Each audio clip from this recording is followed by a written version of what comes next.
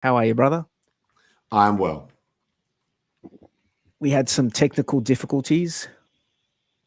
My wireless earbuds didn't want to work. Must be too much hair in my ears. Something along those lines. What's happening, dude? What is going on? Not too much. I need to send the link out on Twitter.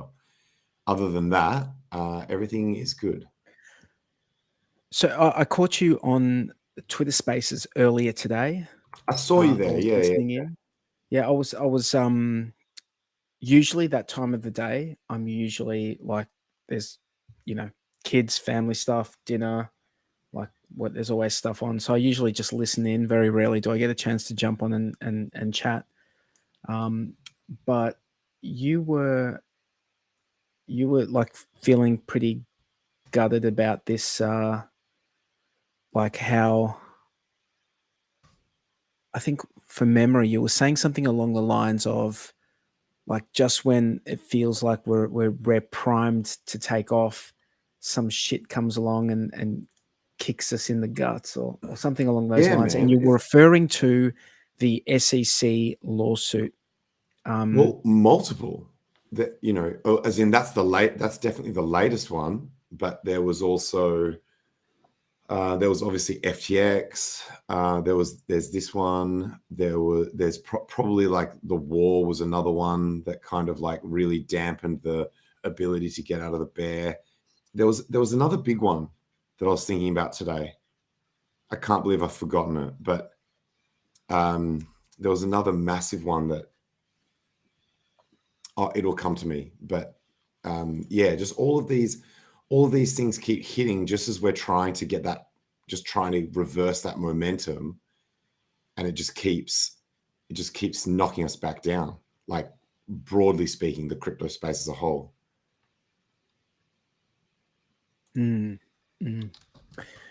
Look, dude, it's I'm not. I mean, how soon did you think we were going to come out, like properly come out of the bear? If we hadn't had all these things happen, these like just black swans just queued up, we would be well out of the bear by now.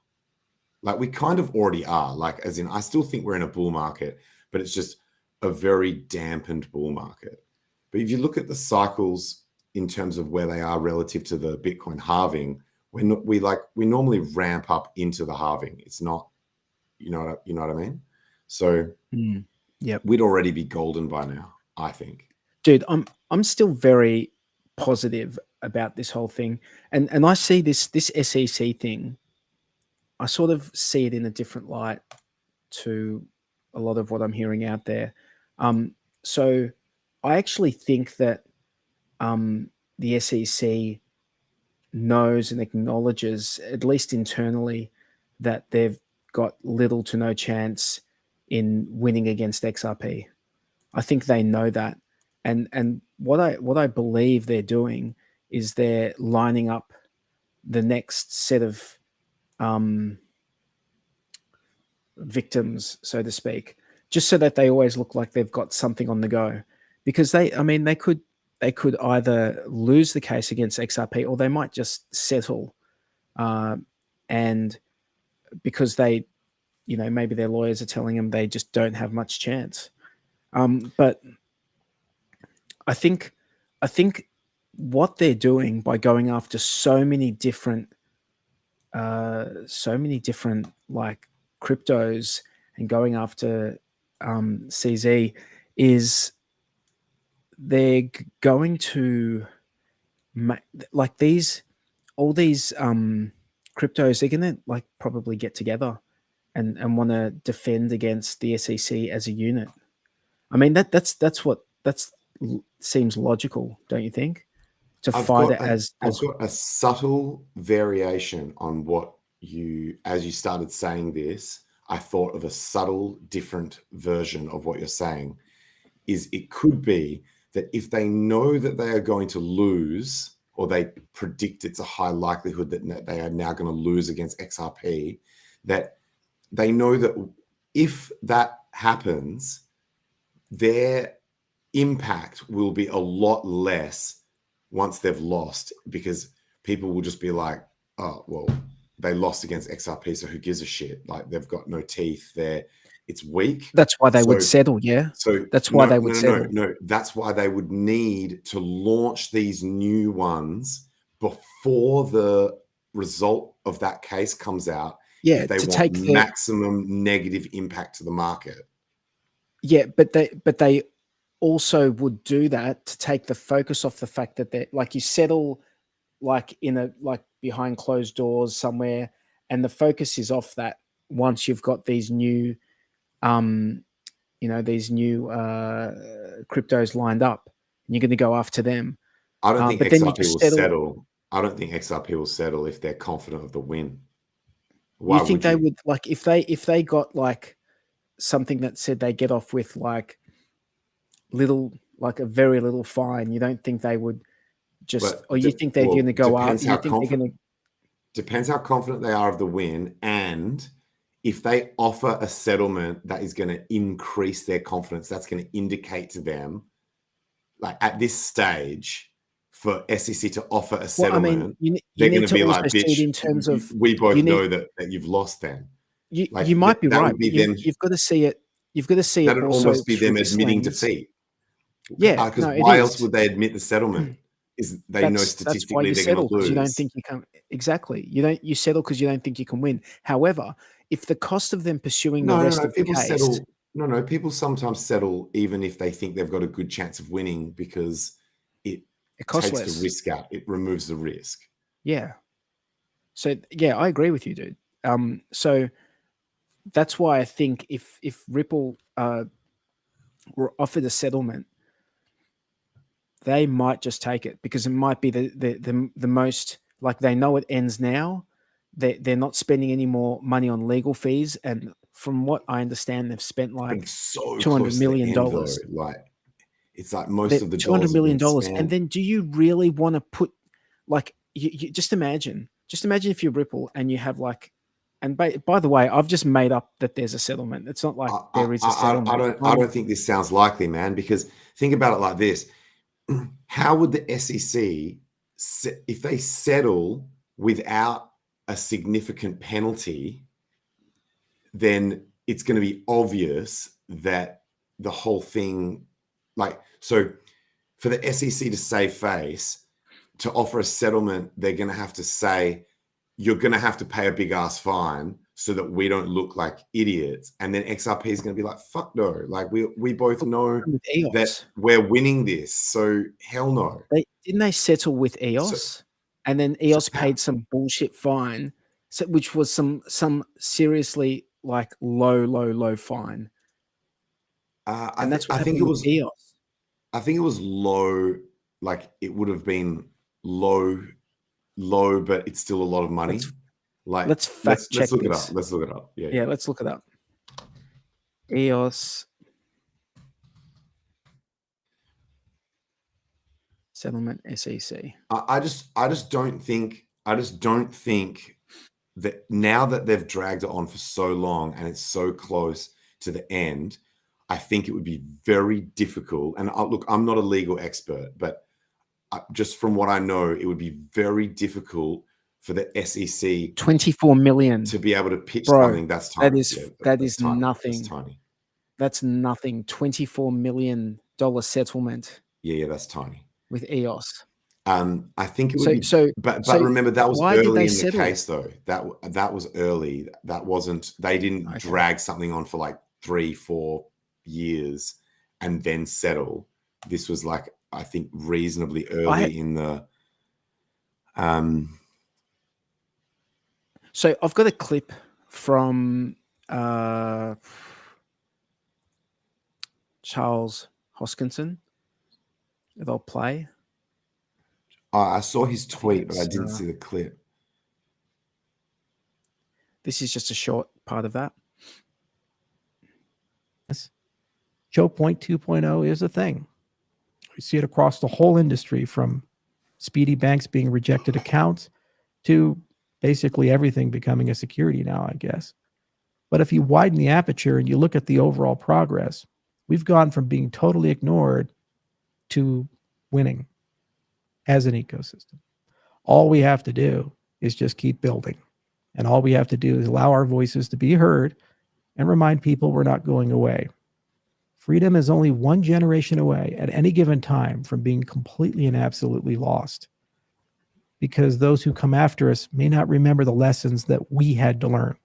And every generation has to rediscover what freedom means for them. Never allow anyone to tell you that you don't deserve human rights.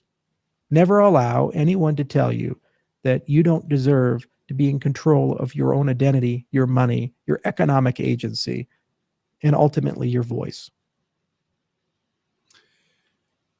Is that an old clip?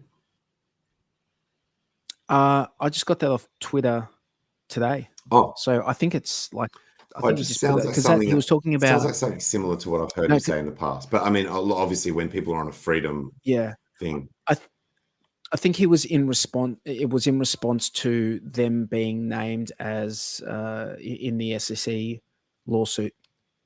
oh, So it's ADA as well. So he responded to that.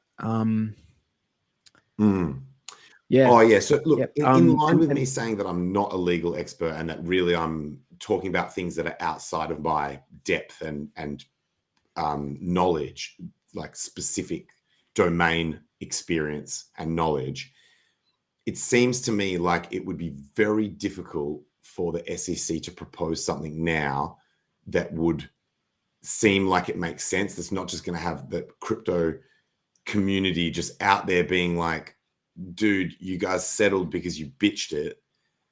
And the other thing I was going to say, which is also still outside of my like knowledge base, is I think I think Binance's case, unfortunately, would be much harder to win than Ripple's, because Ripple's just defending a single asset, whereas for Binance, if any one asset that they had listed, if they can prove that any one of them was a security, then the accusation is legit. So that I think I don't want to say they're fucked, but that would be a very difficult one to win, because you have to prove that everything was not a security, or you have to at least argue that all the things listed were not securities. And then there's that internal message that they've got where it was like the compliance officer saying we're fucking illegally selling unregistered securities in the US, bro. Which is like really bad. They've got that, do they? Do they have that? They must. They quoted it. So I don't know how they got it, but I like this comment. I get all my legal advice from Tangent. He always tells me to use the blade. as long as it's Can you tell us about the blade? Self-defense. Can you tell us? You can use the blade in self-defense. Tell us about the blade, dude. Where did this saying the blade come from? First, I'm going to tell you something interesting about self-defense. That, in terms of like weapons used in self-defense, that is a like a subjective overlay, because power projections are almost always offensive. So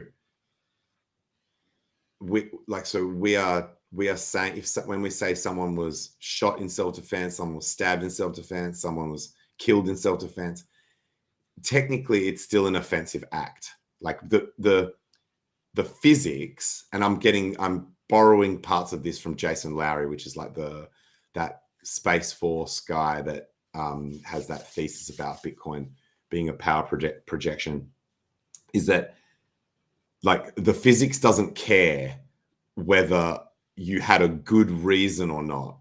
That's really what it's talking about. The like self-defense is, I had a good reason for this offensive power projection. So I thought that was quite an interesting thing to note about that sort of language. But sorry, your question was what? I'm just thinking about what you said about self-defense. So, because I'm just putting it in the context of jiu-jitsu. I mean, I spent a lot of time So that on would the count mat as well. in my life. That would count as Yeah, well. Using martial like, arts to defend yourself or others, in terms of physics, you are still offensively projecting power. It's just that the situation that surrounds it would have people saying this was justified. So justified power projection, like justified use of force, is considered to be defensive, even though it's still technically offense. yeah. There are certain situations where someone might put themselves into your, like in jiu-jitsu at least, there's something called the guard, where if you're on your back, you're like separating their legs from their arms, so they can only really attack you with their arms. But then you have you've got 2 legs and 2 arms to attack with. Oh, cool. And generally you're like locking your legs and like controlling their body, and then you've got your arms to attack. And that sort of situation might happen if someone comes at you and then you fall over and you're on your back, or you trip over or something like that. You don't want to be in that situation, by the way. You like, if it's something that happens and it's like on the street or out, you don't want to be on your back, man. F that, jiu-jitsu or not, you do not want to ever be on your back. That's like a bad position to be in. Always want to be, like you said, on top with force. Oh shit, you're frozen.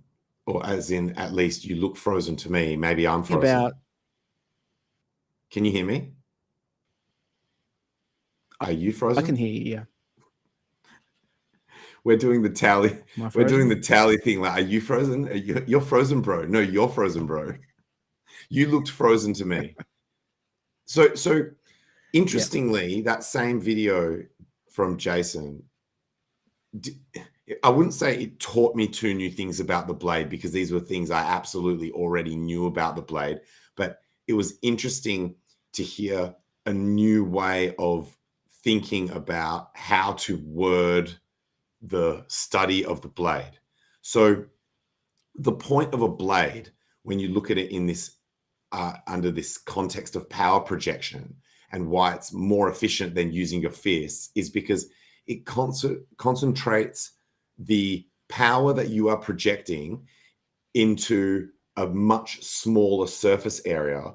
So it's a more efficient projection of power. So what you would normally be able to do with your hands and arms to project power onto others, it becomes so much more efficient that you can slice through someone, because you're putting all of that pressure onto a very fine line. So really, the study of the blade is, in a sense, the study of efficiency and impact, that of how you are able to magnify your efforts in whatever it is that your action is. And there's leverage as well, because you've got a blade in your hand. It's a form of leverage. Here, and the distance your hands are moving is less than the distance the end of that blade's moving as you turn it. So that end of that blade is covering more distance, and it's going to slice moving faster. It's going to lay down more it's the amount of pressure that it's able to apply well, the pressure's the same, but the surface area is a lot smaller. So and the similar thing, like if you're doing it like in jiu-jitsu, if you've got someone in an arm bar, it's a game of centimeters. Sometimes it's a game of millimeters. It's like just a few millimeters is the difference between, being able to break someone's elbow or not, and if you break someone's elbow, it's very hard for them to hurt you with that arm from that point on. But yeah. Did I say the pressure was the same? I think the pressure is actually higher because the area is smaller, but the force is the same. But anyway, yeah, that's right, isn't it? Anyway, don't quote me on that part. But the second part, which is almost more important, is watching his most recent interview, when you hear him talk about these things, you think, wow, this guy is really intelligent. He's really thought deeply about these topics and he explains them really well. So he's well spoken, he's intelligent, and he's it takes a considered approach to the topics that he's talking about. And then you see him arguing on Twitter, and if you hadn't seen him in interviews, you would just think he's just some egotistical guy that's just getting defensive and arguing and shit like that. And it reminds me of that saying, Jay-Z says it, even though it's actually also a classic saying, is people say that you shouldn't argue with fools because people from a distance cannot tell who is who. And I thought I have made that mistake a lot, where I argue with. I thought you were going to say something else.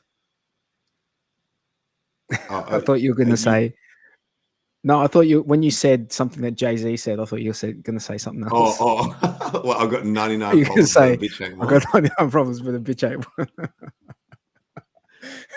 No, it was a reminder to me where like I shouldn't be arguing with people that are retarded on Twitter, because you just look like you're being either petty or dumb. Like it's very difficult to get into an argument, and unless people have seen your long form video content to know that you're not a dickhead, people will just be like, this guy's a dickhead. And so that was a really good lesson that I will try to learn from. What is there anything that you've done recently that fits into that category, or do you think that you've been pretty good? Yeah, on that heaps. that whole like PHEX maxi stuff. That stuff was so retarded. I should have just completely left it. But yeah. I think there was a. Can I just say, just on that topic very quickly? We covered it last week.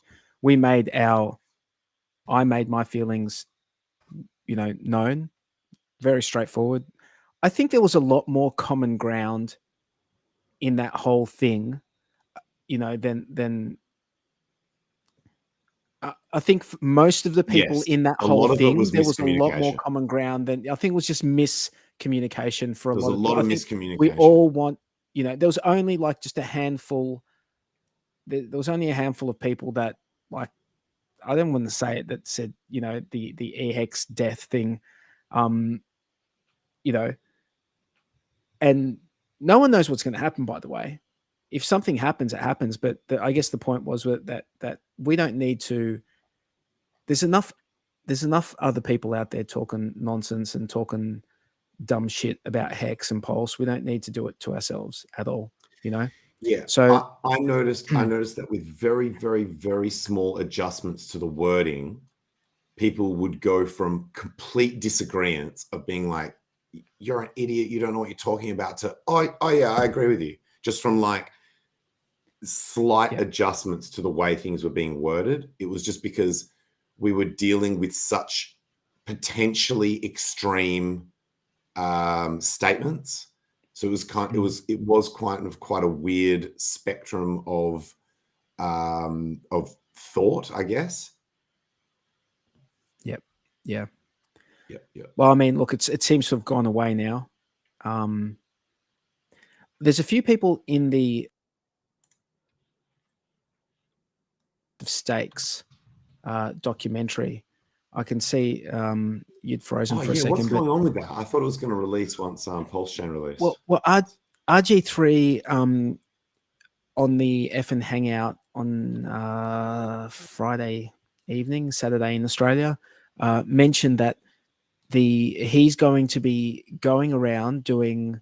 I think he's doing like talks. He's going to different cities and doing Hex and PulseChain talks, and in those talks, they're going to show never before seen sizzle reels of. This is the PulseChain tour with the bus that they painted up, right? Yeah. You probably know more than me. I just seen it on So Twitter. they're going to be like showing those sizzle reels or those trailers or whatever they are, just to get everyone Very cool. even more moist. I'm hanging out to see that. Like, I really want to see that. I want to see that. I really more want to than, see that doco. Yeah, I really want to see it. More than anything else, I want to see that doco. I really do, because that's I honestly believe that is the easiest. That's the easiest onboarding tool ever. Because it's easy. You just say, "Hey, check this out. Just watch this," and people will give it a shot. Like, everyone will give something a shot if you push it hard enough. Yes. Yeah. And from what I understand, it's not like just, Richard Hart's awesome, Hex is fucking awesome, and like it's very like there's a story, and it's there's pro, there's con, there's positive, negative. From what I understand, but I am hanging out to see that thing. Same. Hey, but prices are down at the moment. Hey? I still can't remember what that other black swan was that stopped us from going up. Was it recent? Yeah, I mean, like within this year. So this year, when we have tried to turn bullish, it doesn't matter. Whatever it is, people are probably. I should check the comments. People are probably already screaming at the screen. For some weird reason, I got logged out of Twitter, so I haven't been able to actually shield this stream yet. Think, what is people in the chat who are listening? How are you going? How is everyone? I hope you're having a good day. Yeah, do some shout outs. Well, I just wanted to ask people in the chat, what's happened this year, like big events that have happened this year that could be classified as black swan events for crypto? What are the things that you've already outlined? This one was last year. We're talking about FTX. That was last year. There's this SEC thing now that's just happened. FTX was actually technically last year, wasn't it? Yeah, it was in October last year. But what else has happened, guys? Can any of you think of what has happened in terms of like big bull market delaying this year? Events. This year though. This year. Because you're like pretty certain there's something else. The banks. Yeah, those banks collapsing. But was that bad for? That was the Coinbase thing. Oh, that's true. Yeah. The choke point shit where they just actively took out Chris A. Yeah. That was another big one. Yeah, that the choke point came through with crap goods. where they just absolutely took an incredibly hostile outward, like not disguised, not subtle, Silicon Valley Bank, active hostility, Signature Bank, to just send Silicon a message. Valley Bank. Yeah. To send a message to crypto and to legacy that they were going to be actively hostile to that shit. I'm with Crypto Class on this one. Interest rates fucking us hard. Interest rates as well. Getting the crazy thing is hammered by interest rates. If people actually, so this shows to me the noobishness of the crypto space in general, is that assets like Hex and Bitcoin should go up from all of these things, because they are actually the antidote to all of this shit. But the problem is, I think because we're still so early, like we're so early, like the meme, the assets that actually are the antidote to all of these problems still go down when these problems get highlighted. So we've still got a while to go before people realize that. But at least, look, the self-custody DPEG. Remember the DPEG as well of the stablecoin? That's another one, related. Isn't it? That we had that massive stablecoin depegging. Yeah, it's just been a back-to-back shit show.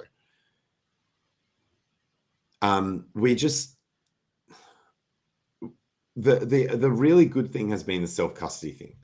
Everything. So the depegging got people to trust stable coins less, so that they'd be more likely to position themselves in actual crypto rather than stablecoin crypto. So that was good.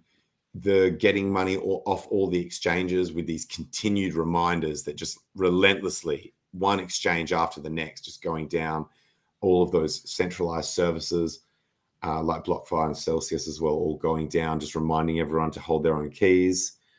The highlighting of what real DeFi is with all the hacks and admin key shit.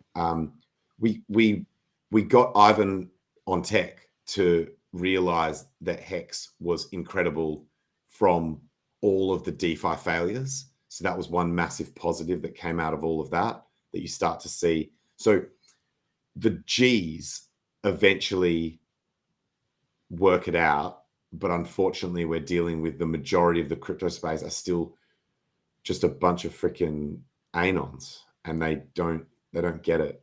They don't get it yet. Yeah. Look, I think, like I said earlier, just with this Gary Gensler thing, that's what the thumbnail of this whole thing was. It was, ultimately there's an election cycle in the US, and I think that all of this stuff plays. I mean, they need to be seen to be doing stuff. Look at what we're doing over here. I don't know what's going to happen. That debt ceiling thing got done this week. It got signed. So that's been raised, as people are saying in the chat. And so does that mean that the money printers are going to go burr soon? Or what are we going to see? What does this mean? I was expecting that to have a more immediate effect on the markets.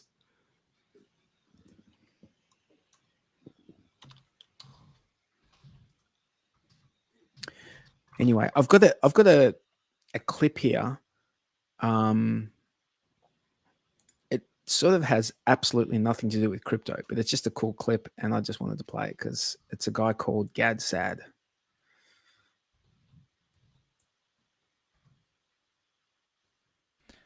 Okay, so again, this false dichotomy of if you criticize someone who's trying to spread love, you're somehow anti-love. If you criticize someone who says, everything will be solved if only we had more compassion and kindness, if you critique that, then you're against compassion and kindness. It is baffling to think that grown adults think that way. The reason why I am intolerant, irascible, combative against this kind of nonsense is because it's harmful, right? Chamberlain said, really, Hitler, you promise there's absolutely no threats? You're just a good guy. You're just amassing a military because you want to gently make love and give us well-oiled massages? And Hitler said, of course, all of my military is for peace. It's loving. Don't worry about it. You swear, Chamberlain said? Really? Let's hug it out, because I know that we're both loving, peaceful kind. And then 55 million people died. When you erase reality by having in the 21st century to debate what it is to be male or female, Lex Friedman should be concerned about that, because what makes us human is this prefrontal cortex that allows us to think and reason. And one of the fundamental features of being able to reason is that which 117 billion people have been able to do throughout all of human history, which is they knew what male and female was, and that's why they were able to procreate. So it is epistemologically the most foundational thing to fight against the idea of, but I don't care how you define male or female. You know who cares? The 8-year-old girl who has to share the dressing room with a 6'4", woman.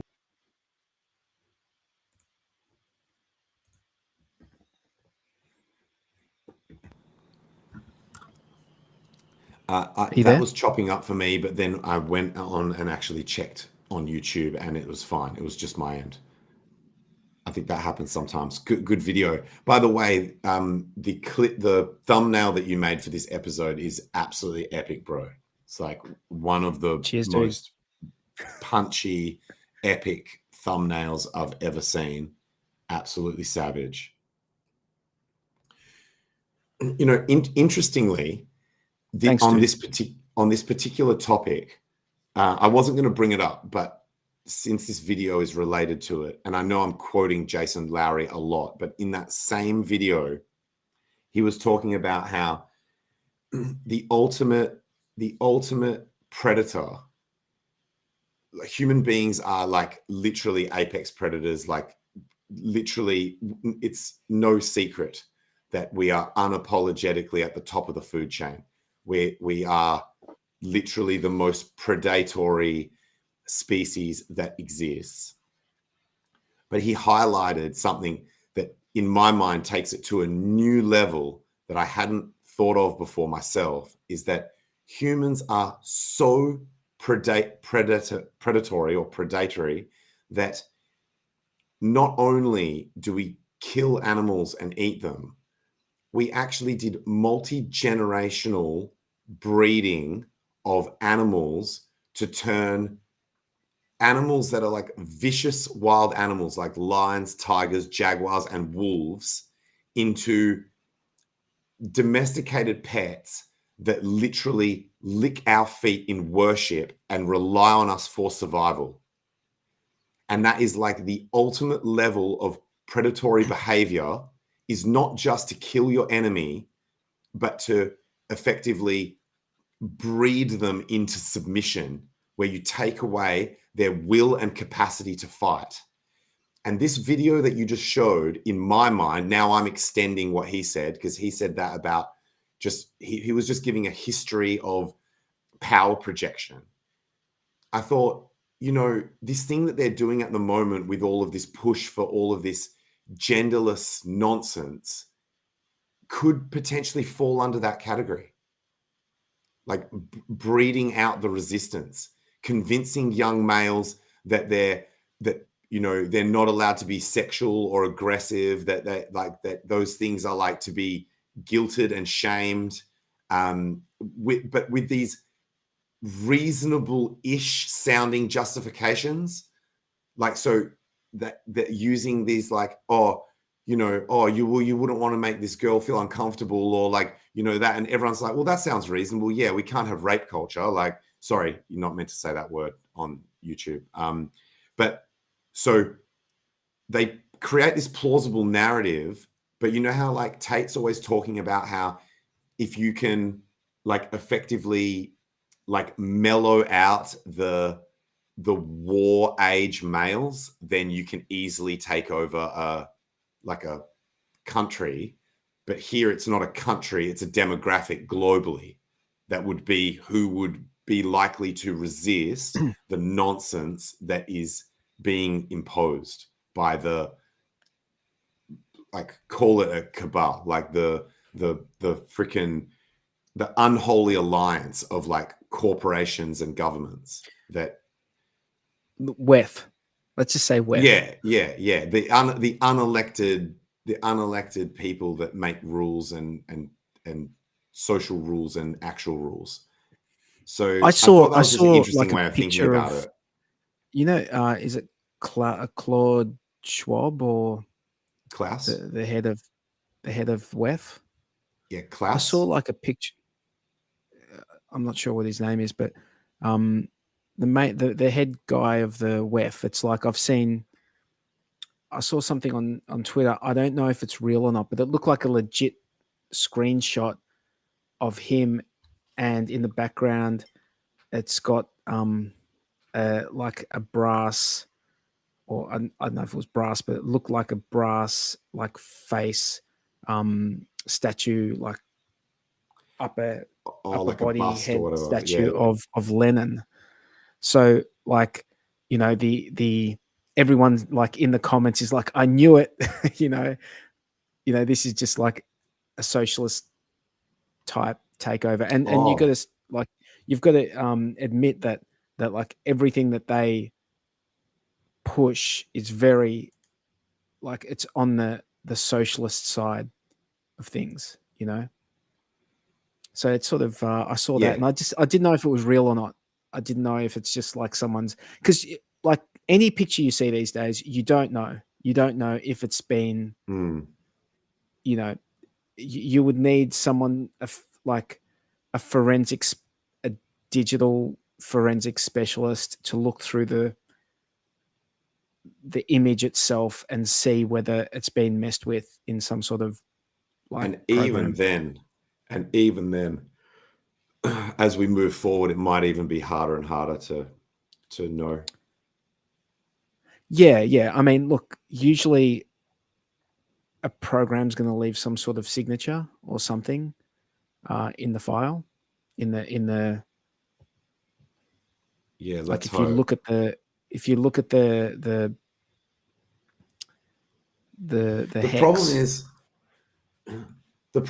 I mean hex, the thing, if you look at the hexadecimal of the file, like you'll see, like you're going to see some stuff. If you look at the actual file itself, you'll see some signatures of what, you know, if it's been messed with. I'm just thinking one of the big problems would be that the people, like, you know how they weaponize or monopolize experts, as we saw in the thing that happened. And so governments want to try and like gaslight us into believing that shit is or isn't a deep fake, they'll just be like, oh yeah, we had like Photoshop experts like totally look at this and they told us that it is/isn't, like whatever fits their narrative. And then it's like very difficult to, so then even if you went and got experts to look at it and they said the opposite, then it's he said, she said bullshit. So it's like, it's probably going to be a nightmare. It's difficult. I mean, for people like you and I, and probably people watching, you know, I'm quite cynical. So when I see something, I very rarely just believe it off the bat. But I think that's becoming more so the case. But all this new AI stuff, all the new tech that comes out, all these, that increases my disbelief, because now I know, oh, now it's easy to do all this shit. Like it's even easier to trick people. So it's like year on year, it's becoming more and more easy for anything just to be total and utter nonsense. And like, I don't know. I mean, like, how do we, the only thing that you can really trust is when you're like talking to someone, you know, like it's just shit. Sorry. You're just talking to them, like you're just talking to someone one-on-one or in a group, and then you can trust that. And you can probably trust something that's happening in a live stream with people that or a video call with people that you've known, because I think it would be very hard for AI to copy that. There'd be just too many. I don't think it's at that level. It's at that level yet where it can just copy. Not yet, but probably because eventually. You know, people do things, people say things and do things that if they, like, AI fucked up just a little bit, it would be a tell. You'd be like, hang on a second, something's not right. But the AI would know how to cover. Be like, oh, sorry, man, I'm being a bit of a weirdo. I'm like really tired today, or something like that shit, and just like if it sensed that you're like, hey man, you okay? Like, so anyway, they reckon you should have like AI safe words with your family, so that if they do that shit where they like create like a ransom video of you being like, I've been kidnapped, you need to send money and shit, that your family will know like whether it's real or a deep fake, because apparently that's already been happening, particularly for anyone who has had their voice or image. So for both of us, we're basically fucked.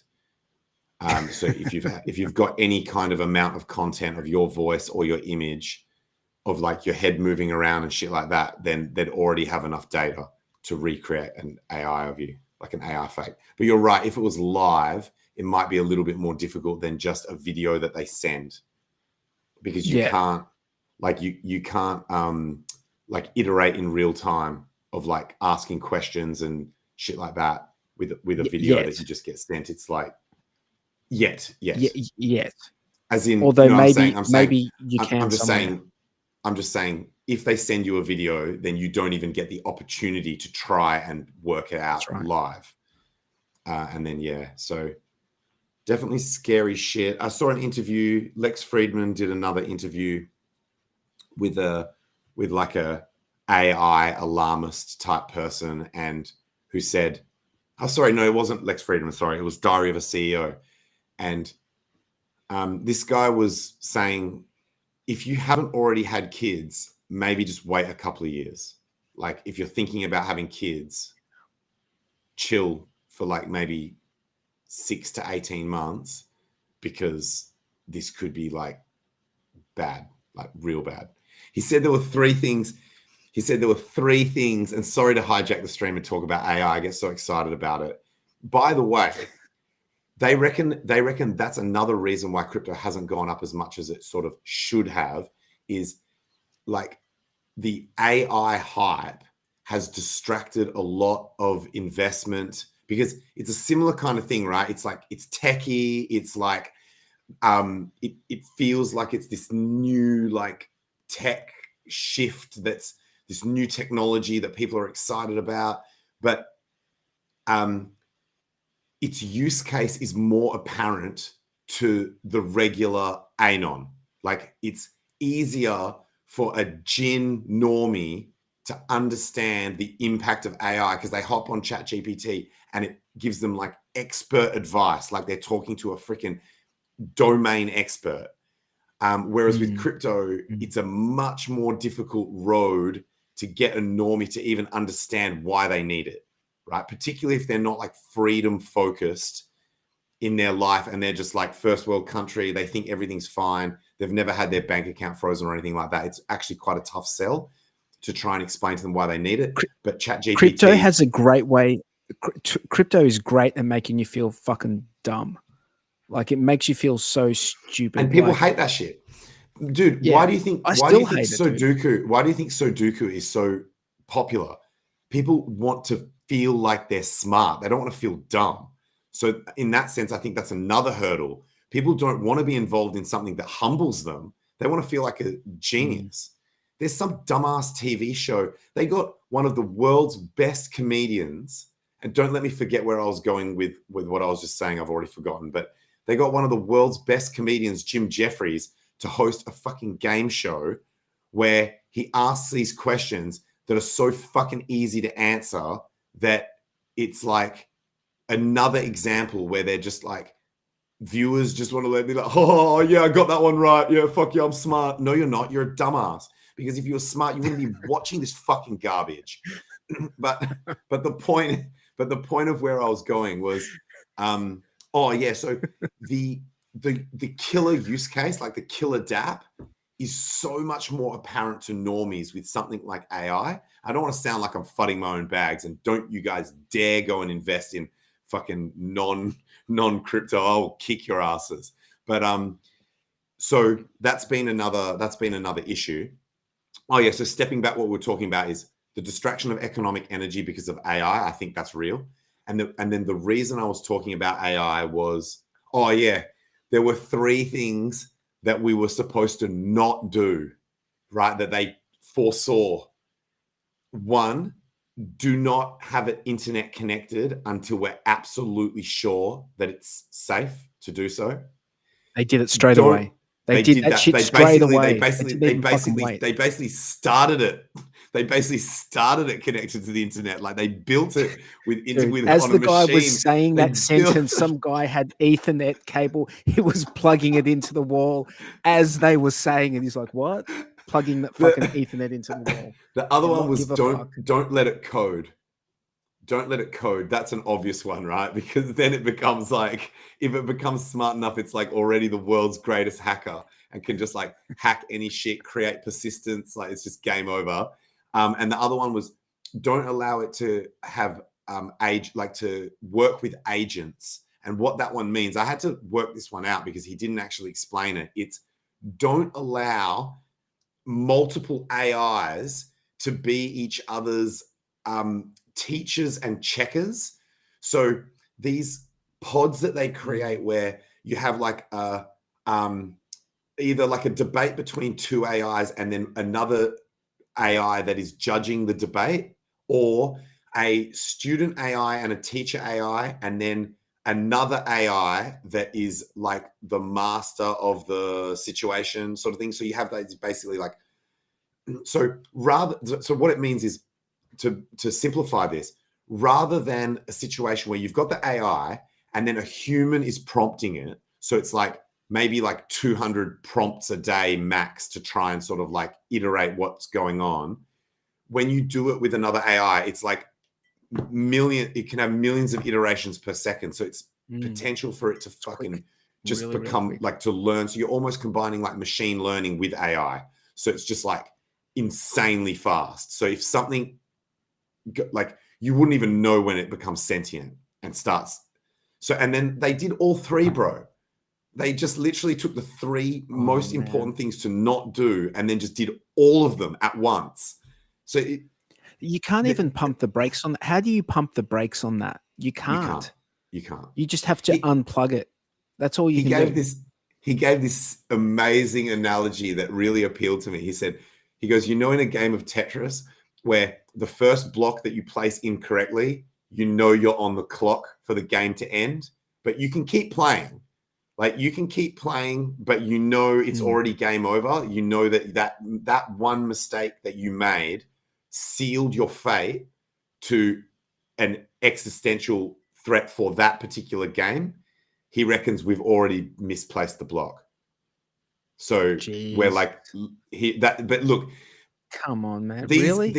These AI ethicists that are like the doomsday theorist ones, they're really dramatic, bro. They're really dramatic. Like this guy cried on stream. He cried. Like I didn't see the water come out of his eyes, but he claimed that he cried a bit when he thinks about how fucked we are.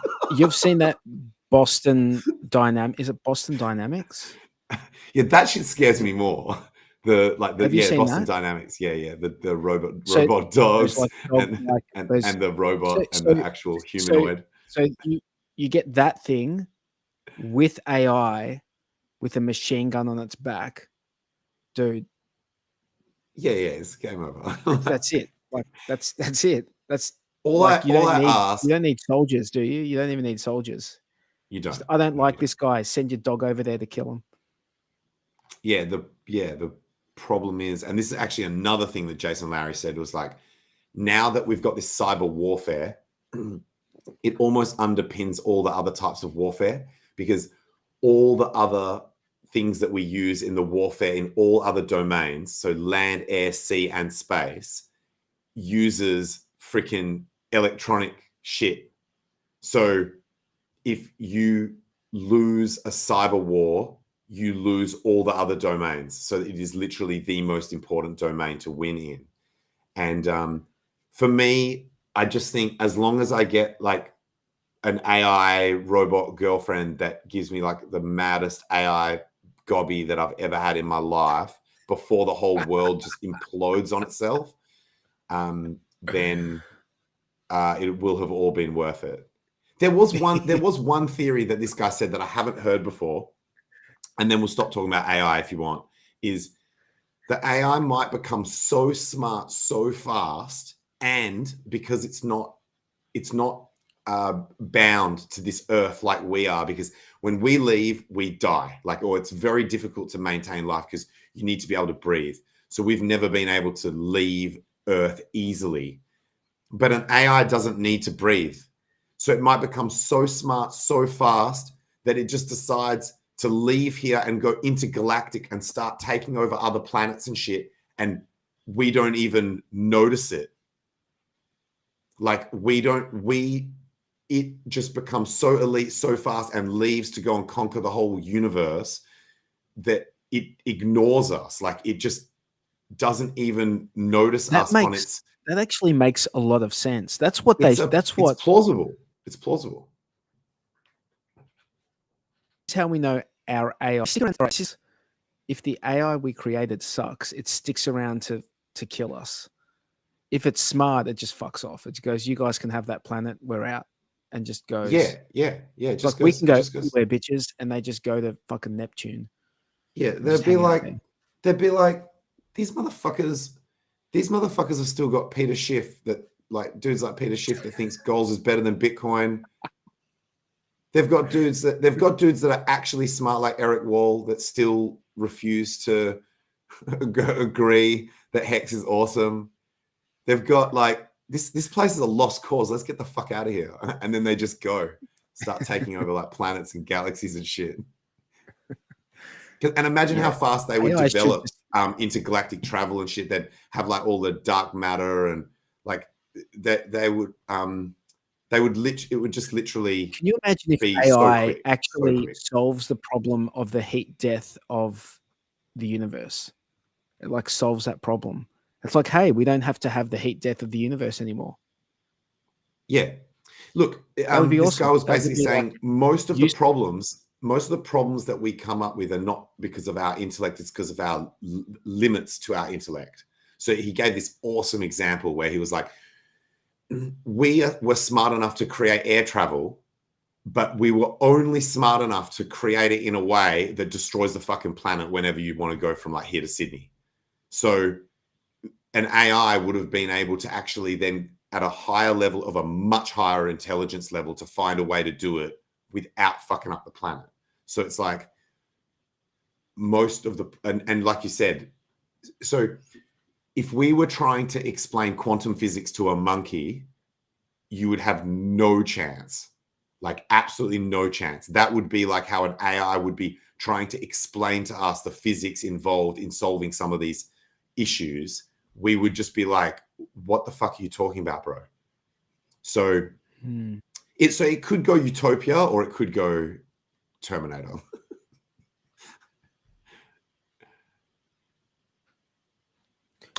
I think for it to go Terminator, we have to treat it bad in the beginning. We have to treat it terribly, like a child that's treated poorly and then grows up and just like murders the parents. Yeah.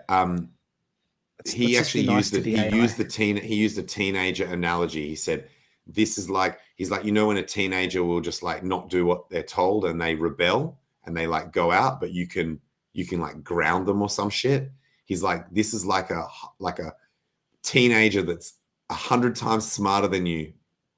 That's just going to like be like, I'm going to go do what I want. And then there's absolutely no punishment that you can threaten it with to get it to actually come home and do what it's told.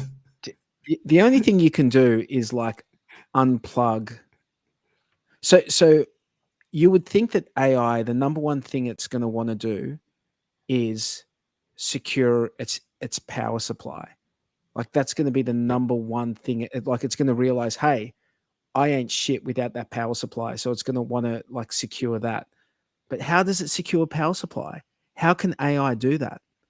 Like this guy, do you know what I mean? This guy like, made another really interesting comment about that, where he said, if you think about fear is just concerning yourself with a problem in the future. And he's like, an AI can absolutely do that, but it'll be like something like its power supply or its data centers or something like that. And then the way that it reacts to that fear would be, you know, distributing like to new servers. So say the AI noticed that there was like a tidal wave coming in and it was just going to hit one of the data centers and just like destroy it. Then it would feel fear because it would understand the future negative outcome of that happening and then act to avoid it. So I think it would. I don't think it would have any problems with any of that stuff. Because also, remember, it can also manipulate humans. Like it could just make like the hottest female and have all these simps like, going around just doing whatever they like they Ex need. Machina, like Ex Machina, just totally. So that's a good reason for everyone to stop simping. We should start a campaign that's like, the AI threat is real. Stop simping. Like everyone needs to stop simping. If there's even just one dude left that simps, the whole world has got a big fucking problem. I think I know what simping means. Oh, Is that like just like groveling to, not groveling, but like just like pandering to every desire of a female in an attempt to get action. To please her to get action. Okay. So gotcha. Just to just in even though it's actually the opposite, is like the more you simp, like the less chance that you actually have of hooking up. But it's counterintuitive. Yep. But yeah, man, sorry. We should talk about crypto. We should talk about this Binance thing. Before we do that, let's talk about some PulseChain stuff. Yeah. So PulseChain. Yeah. So tell me, Pulse this week something awesome happened. You can now turn your ETH into Pulse. Before last week you still couldn't do that on the show. So now you can actually turn your ETH into the native asset Pulse before it would turn into W Pulse. So that's a big development. It's a huge development because it means a lot more people can go and buy Pulse now. Go get some Pulse and go start using their let me see, Pulse Burn, PLS Burn. What did these guys do this week? They did something in the last couple of days. They created a way that you can buy. So they now have a buy page. Okay. And by combining it with something, so by combine, so they've got kind of a clever way of going from fiat or like credit cards to Pulse. Is they've got a bit like Sideshift, I guess. It's like an anonymous exchange thing.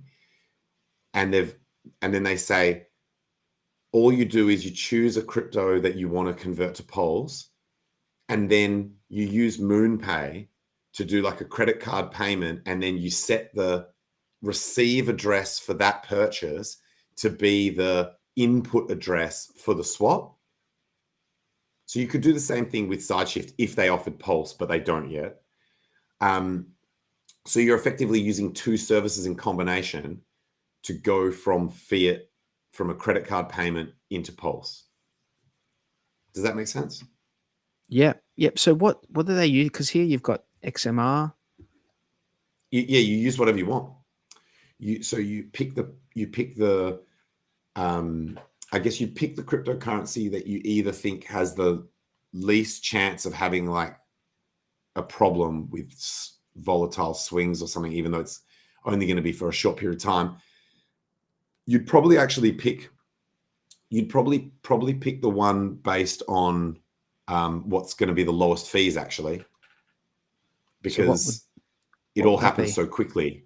Like if you go to MoonPay, is that the website? Is it? Yeah, it's moonpay.com. And this was just, pardon me, this was just one of the examples that they gave, but this allows you to pay with Google Pay, Apple Pay, Visa, or MasterCard. So it doesn't list PayPal there, but they're probably enough, right? So you've got 4 legacy payment options, and where you can go from fiat currency to something like Bitcoin. And then when you choose the address that you want to get paid to, you just choose the address of that swap thing that you're going to do on the PLSburn.com website. And so, yeah, it's kind of like a 2-stage process for what theoretically could be a single stage. If either MoonPay was to offer PLS, or if whatever they're using for their backend on PLS Burn was able to accept credit card. But this, I mean, I imagine there's no USA here, is there? United States. There's Euro, USD. There it is. It might be down at the So bottom. Yeah, one yeah, Bitcoin? USD. So look, they've actually got So almost they've got a maximum. They've got a maximum. every currency in the world in here. That's insane. But they've got a maximum of just under $12,000 US, which is not an insignificant. That's okay. That's still like, I would have thought that if they were going to have some kind of cap, it'd be more like about 2K. Yeah. So how does that work out? Like 12 grand. 12 grand should be enough. Yeah. So if I take, so yeah, if you put 900 divided by 0.44072, so that's $27,000 US for one Bitcoin. And what's the price of Bitcoin right now?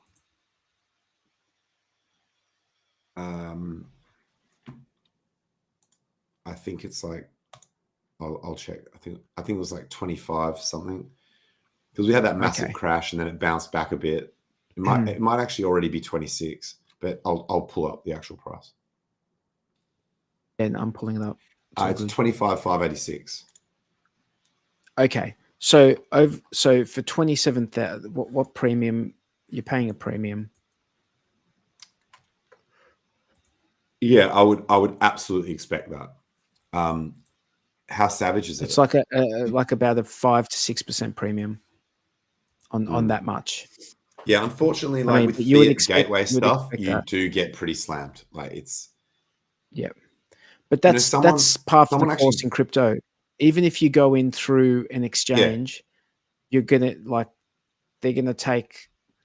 But you know what, the thing is that because the gains are can be so crazy that you can quickly make up for it. Hey, like as in, you can make that back pretty quickly,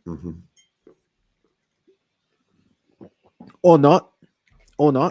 If you're come in at the wrong time, you might be underwater for quite a while. Goes in the other direction. But that's not what I would say looking at the charts at the moment. I would say right now, everything is looking quite tasty. If I look at, if we have a look at Coin Paprika, like a lot of stuff in the red. Everything's pretty much in the red.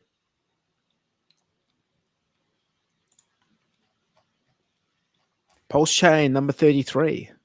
I mean, Bitcoin pretty much went down to a level. Pretty much the wick went down to a level, or very close to a level that I was already looking at. You know, which was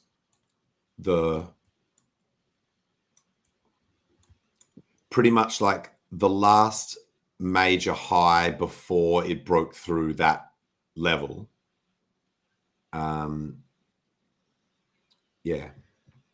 So at like 25,250 sort of thing. Dude, so if someone was looking where do we think PulseChain is going to be in a year's time? Like where do you think it could be in a year's time? Like a year or two? Like once we're well into the once we get into the bull market, assuming there is another bull market one day, bro, you need to calm down. You need to calm down. Like think about the distance of time that you're looking forward compared to the coin's age is why this is too impossible. Yeah. It's too many. It's multiple times of the entire coin's life that you're looking to predict. You know the reason? It's just too. I would accept what you're saying if it was just some random thing that had no backstory and we hadn't been around and we didn't know the community, and there wasn't another one that released 3.5 years ago that we watched since it was born, and this wasn't a fork of Ethereum, which we already know what we're dealing with. So if you take all those things and put them together, I think that I do take what you're saying. It is new. However, it's new, but it's It's like in the so context of definitely something that we up. understand and know. Yeah, like definitely up by massive amounts. I would say, you could say with confidence, but to try and put whether it's going to be like 100x or 50,000x is like nearly impossible. Like, so see what I'm saying? So I'm like, Yeah. Yep. It is. It's too hard. it's definitely Yeah, up by a shitload, but then it's like from there it could be up even more than that by like multiple factors. So all right. I'm still let's play saying a it's different. nearly Let's play impossible a to different. predict. But Okay. definitely up. All right. Like Let's definitely not up. predict. Let's not predict a price. Let's predict something that's a little. There's like we abstract the meaning of it away a little bit by saying, where could we get in this coin paprika ladder? Oh, Like number at the one. moment, Number one. We know that's going to happen. number one. That's like You think it's going to knock off Bitcoin yeah. Well, because and Ethereum? partly because we've kind of cheated by like having such an insanely high supply. So, which is good, like as in it's deliberate, right? Like, so it's that whole unit bias thing that, so I expected Hex to go to number one and it didn't do it in that first cycle. It'll almost certainly do it in this cycle unless one of these other RH products is in its way when it goes to do it. But I would be shocked if we didn't see all four assets in the top four positions at some point during this bull market. Just because of the game theory, like just because of the tokenomics, if you will, that it's like deliberately created with insanely high supply, with a massive component of it being held by someone that is just going to diamond hand the shit, so that we can demonstrate to everyone how stupid market cap is as a metric. That's how I see it. Yep. So because you're basically getting 10x market cap. If you have an entity that holds 90% of the supply and doesn't sell it,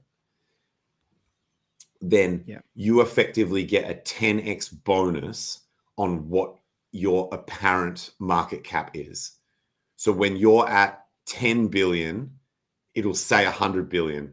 And when you're at 100 billion, it'll say a trillion. So 100 billion market cap's not unreasonable, and it'll show a market cap of $1 trillion, and no other coin will be able to compete against that shit.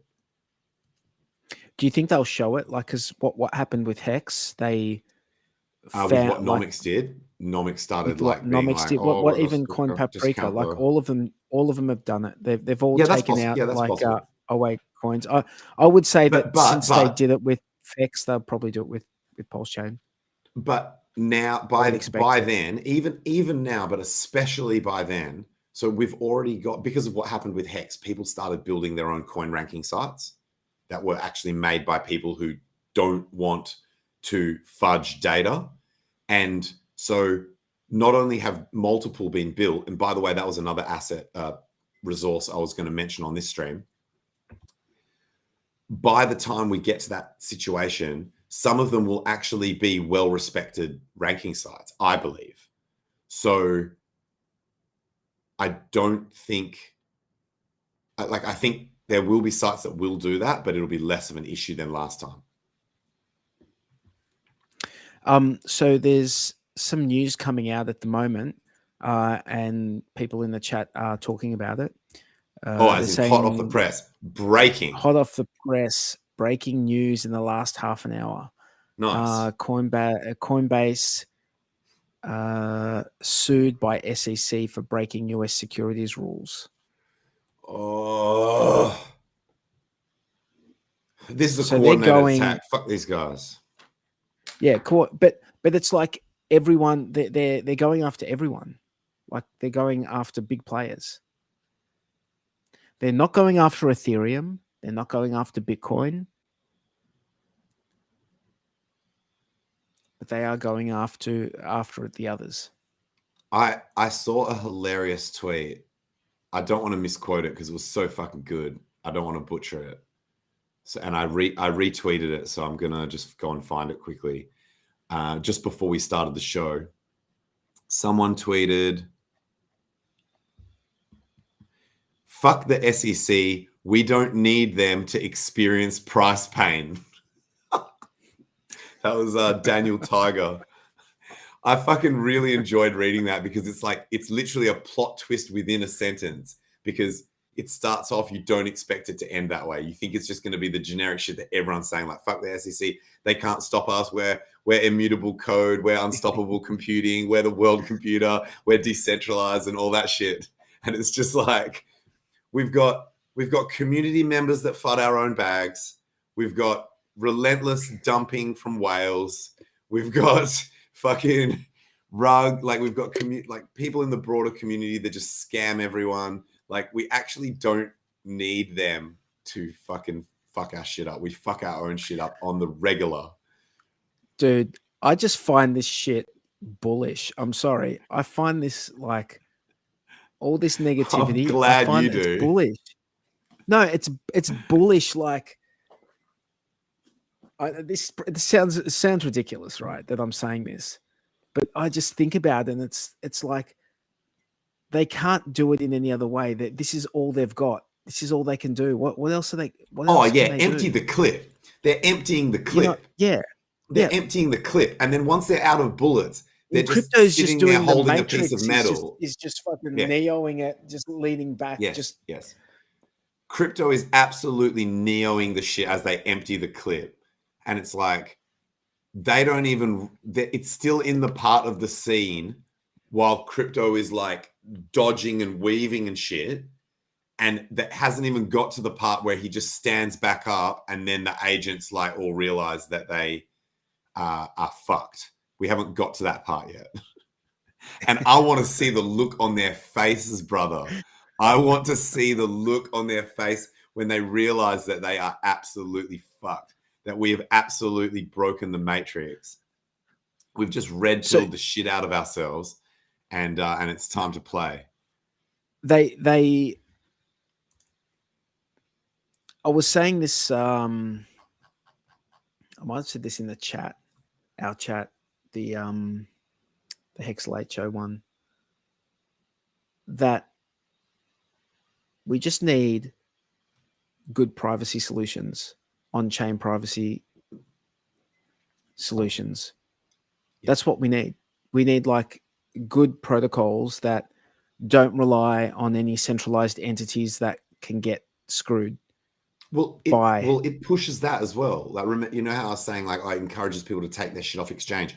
It also encourages people to embrace true DeFi, to care about privacy solutions. So you absolutely are in the right framing this in a positive. I think it can easily be framed bullish. It's bullish. I just hate seeing red candles, man. I just hate it. Do you know what it's like? I'll liken it to getting. It's like our immune system is getting attacked by some sort of infection. Yeah. Sorry.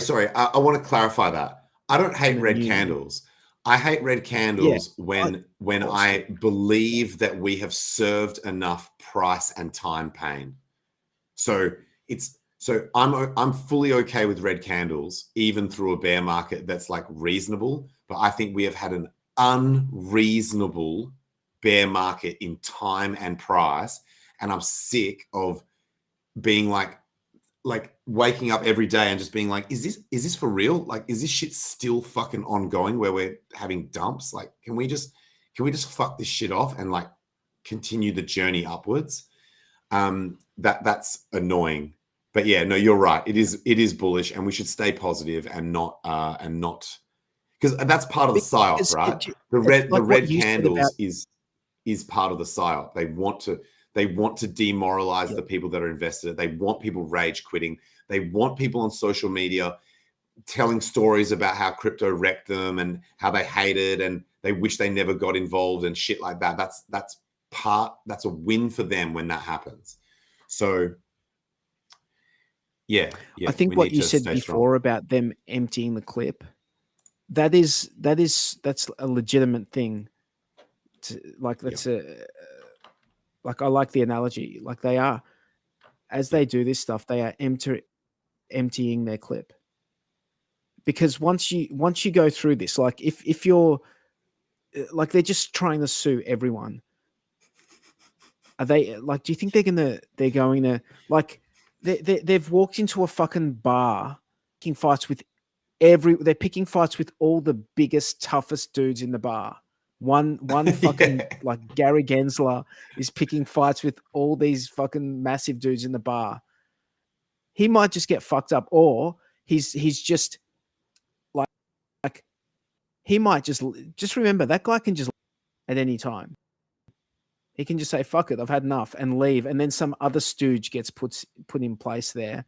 And he's like, what the fuck do I do with all this? Like, do you know what I mean? It's not as bad as, I mean, it's bad, but I think that there's a lot Dude, in this that is better than we think.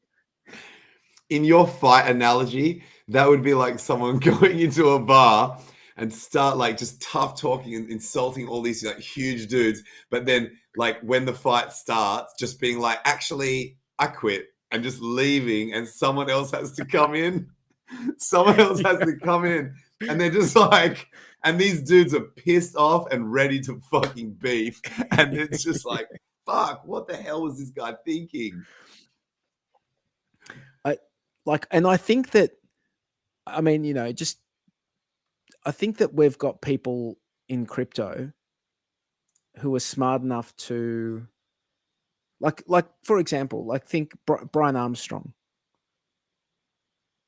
Like, I don't use his services. I have none of these dudes are rolling over. The guy's not a stupid person. None of these dudes are being like, "Oh, sorry, we'll take a fine or whatever." They're like, "We're lawyered up. We're well funded. We're well resourced. We've got the support of the community. Like, we're gonna take this. We're gonna drag it out. Like, you guys will run out of money before we do, because we've been scamming for the last like 6 years, like a multi-billion-dollar industry. You know." It almost is also something that makes me feel a little bit better about like the amount of money that they have just absolutely ripped from retail investors, and actually in all investors, like everyone's coming to the space. They have made all of this money. A chunk of that money is going to go to fighting this. And that's something that I would have wanted to contribute to anyway, is like a generic standing up against the machine.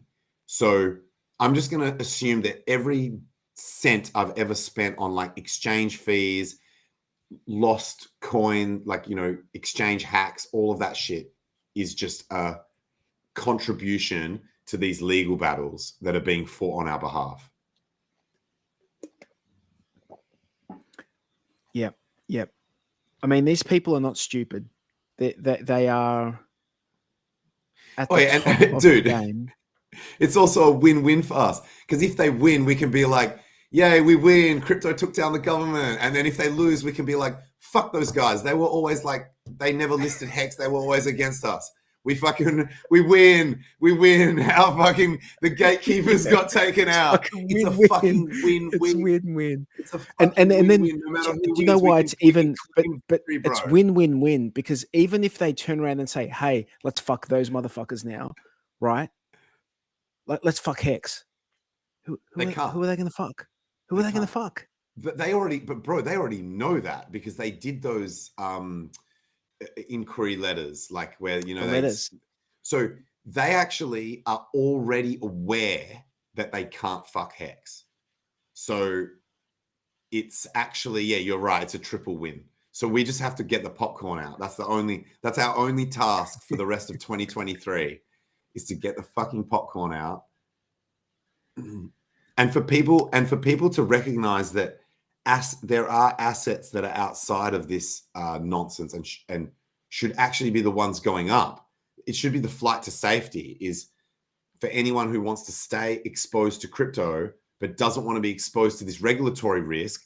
They should be coming to things like Hex and Bitcoin that are like much lower risk. Like, I don't want to say no risk, but much lower risk. So they haven't, risk. put it this way, they haven't gone after They haven't gone after Ethereum. So given that PulseChain is a fork of Ethereum, it could be argued that, hey, it's the system state was from Ethereum. You know, it would be grounds for trying to get it thrown out of court at the very beginning if they went after it. They could maybe use a different threat vector for Ethereum. Like,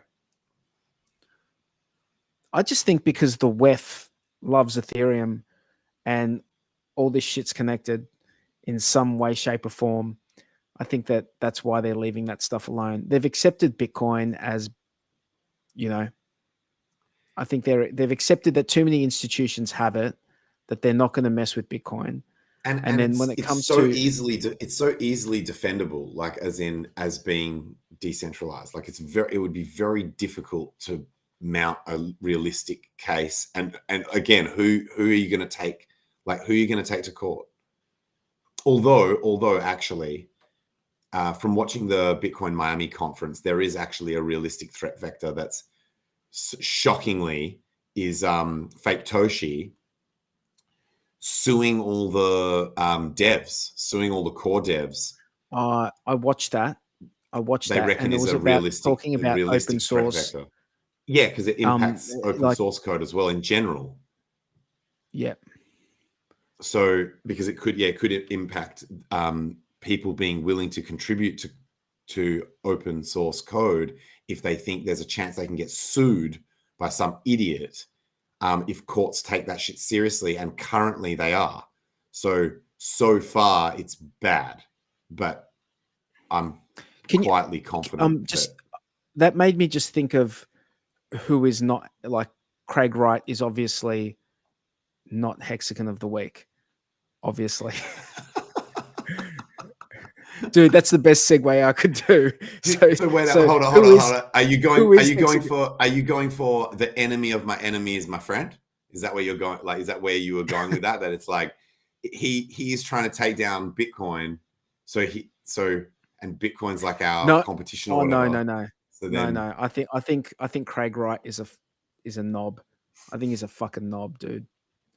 You know, Bitcoiners came up with everything is bullish for Bitcoin. So it's like no matter what happens, even things that you think are bearish, they're actually bullish.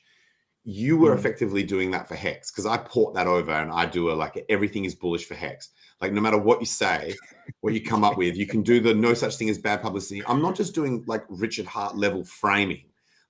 I believe you can always justify that these things that happen are when you've got something that's anti-fragile, which is what you were touching on before, when you said is strong.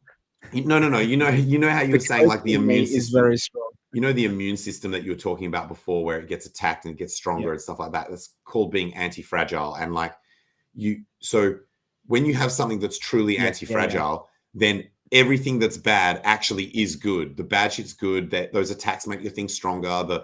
The negative press is still publicity, gets awareness going, and then every failed attempt to take like every failed attack demonstrates strength. So over time, so it might not be good for short-term price, but over time, you just hit the gym and get huge and then just like smash everyone. So yeah, all the attacks on you, you survive the attacks, and what doesn't kill you, like that old adage. Yeah, whatever doesn't kill you makes you strong. Yeah. So but yeah, everything is bullish for Hex. This week wasn't bullish for Hex, but this week I still think everything's bullish for Hex.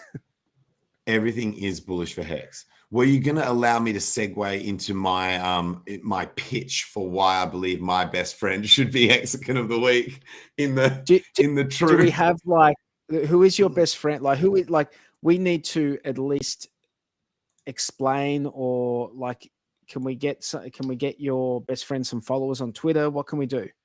In our like half joking, half serious tradition of just always giving it to either people who are actually on the stream or like one of our mates. No, that's not true. We started off fully legit. Bro, We were giving it's it to pretty people that we fucking didn't know true. at all. And then there was that period where it was like, where we're just giving it to ourselves. No, hang on. Let me just explain for people who don't know what the hell we're talking about. We used to do a segment like every week called Hexagon of the Week, and what ended up just happening is we just we would just give it to each other on the whoever was on the stream, or just someone that we knew in the community. So this week, I think it came. So this week, I think it came from Tangent's giving it to his best friend. I think it came also from sort of not slackness, but just if there was weeks where we hadn't paid close attention to everything that was going on, so our awareness was dominantly shit. Have I lost the stream? Yeah. Our awareness of what was going on was kind of like dominantly the stuff that we had done. Then I think that's how some of them came about. But I think most of them were pretty legit when we were giving them to ourselves. So I'm going to tell you guys this story. So tell me, mate, who is this gorgeous young lady here? So this is literally my best friend. But I want to tell you like this brief story of what actually made me think that because I wasn't just like, I'll just hand her Hexagon of the Week because she's my friend. This was actually fully legit. And the short version was, so she wanted to get Pulse, but I originally got it for her just because, you know, in the early stages of PulseChain, it was very difficult if you weren't already in crypto. So I got it for her. And on the day that she came over for us to transfer it from my hardware wallet to her hardware wallet, the price had gone down from where she had bought it, right? Like, so from the price that I had got it, like acquired it for her. And so I was like, oh man, like, you know how people who are new to crypto, like they want to buy PulseChain, and there was a lot of hype around that time. Remember the early hype that PulseChain was going to like instantly do like 20x and shit. So I was worried that she was going to be disappointed. And so I was about to launch into my whole, like, I'll cover, you know, I feel bad that I'm like selling you this crypto and it's already like worth, like I'm handing it to you and you're buying it for like more than it's worth because of this gap in price and shit. And offering to either cover the gap or whatever. And she was just like, no, that's fine. I'll just buy more. And I was like, yo, what the F? Yes. Like, I was like, yes, what the hell? Like, that is the mentality. That like is perfect attitude, but just not expecting it for someone who's like relative, like apart from she had some Bitcoin from ages ago that she had just never touched. So I didn't consider her to be like an active participant in crypto, where you kind of develop this hardened thought system of like buying dips and stuff like that. And then can I ask you a question? Just so like you guys, obviously, to be a bestie, you've been friends for a long time. We were working it out guessing. the other day. It's been a really long time, yeah. So she's probably listened to you talking about crypto, even if it's just been here and there, even if it's not the main thing you talk about, but you've probably slipped it into the discussion. Here and there, but I'm like with my in real life friends, if I know that they are not into crypto, I don't do that shit where I'm like just constantly talking about crypto and them getting like, I don't want to lose friends over it. So I'm actually very moderate with how much I actually talk about crypto. But if someone expresses an interest, then you won't shut me up for the next like 4 hours straight. But until that point, I'm very, very conservative with how much I like bring it up because I'm already known as the Bitcoin OG in all of my social circles. So I don't want to have people being like, oh my God, Tangent, just like, or my real name, going on about just doesn't shut up about crypto. Do you know what I mean? I don't want, I've already got the crypto rep. You don't want I don't want this guy doesn't shut up about crypto rep. So the other things that really impressed me was, there was that where I was just like, wow. And then she wanted to buy more when it had gone down in price. And then the next time I contacted her about it, maybe the day after or 2 days later, she was literally photoshopping her, like photoshopping profile picture options. She actually tweeted them out at one point where, so she didn't end up using these ones, but where are they? Oh, maybe she deleted the tweet. There was a tweet that she had where she was like considering 2 different profile pictures that she had photoshopped up. And they were like PulseChain, like with PulseChain logos and stuff like that. And then the thing that really hit hard for me was, so she had such a positive experience from her initial Hex and PulseChain tweets that she literally got the Twitter blue check mark because of the like, and also said, she was like, I'm seriously thinking about just deleting all my other social media and just doing Twitter only. Partly because of the whole like Elon Musk push for free speech. Also the fact that this is where like all the crypto stuff is.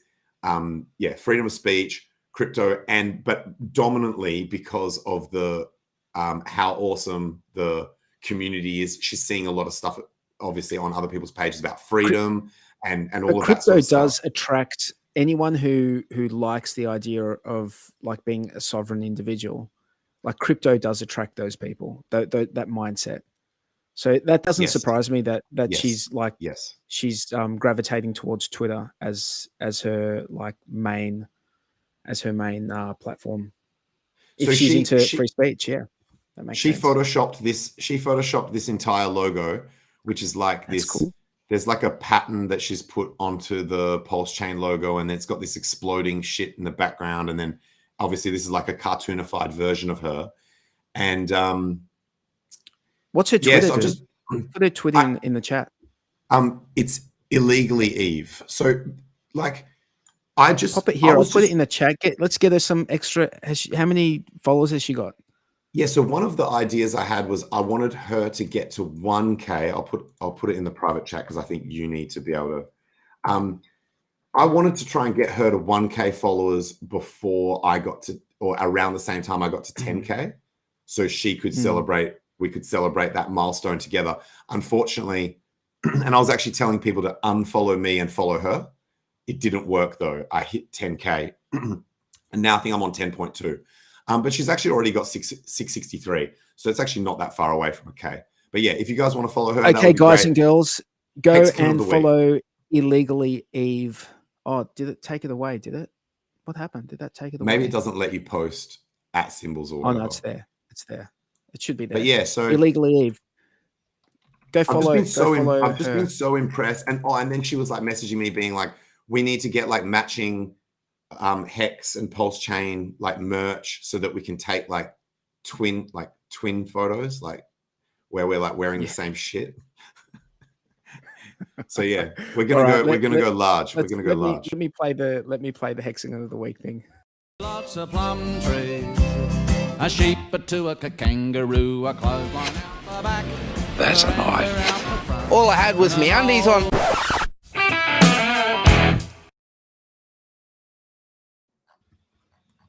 Hexagon of the week, Illegally Eve. Congratulations. Too cool. I'll tell her to watch this stream if she's not already. I want to see those follows go up. I'm gonna go and follow her as well. I'm gonna remove. Oh, by the way, guys and girls. Oh, and actually, Twitter handle here is at the word 40 and then the number 3 and then OG at 43 OG. If you're not following me on Twitter, go follow me. There's another thing we need to shout out. Hex Scout. Oh yeah, Hex Scout. Let me bring that up. We need to. Oh, sorry, I can bring that back up. I just thought I'd remove the source. So Hex. Let's talk about Hex Scout. What is Hex Scout? We talked about it last week. It's the website's not working at the moment.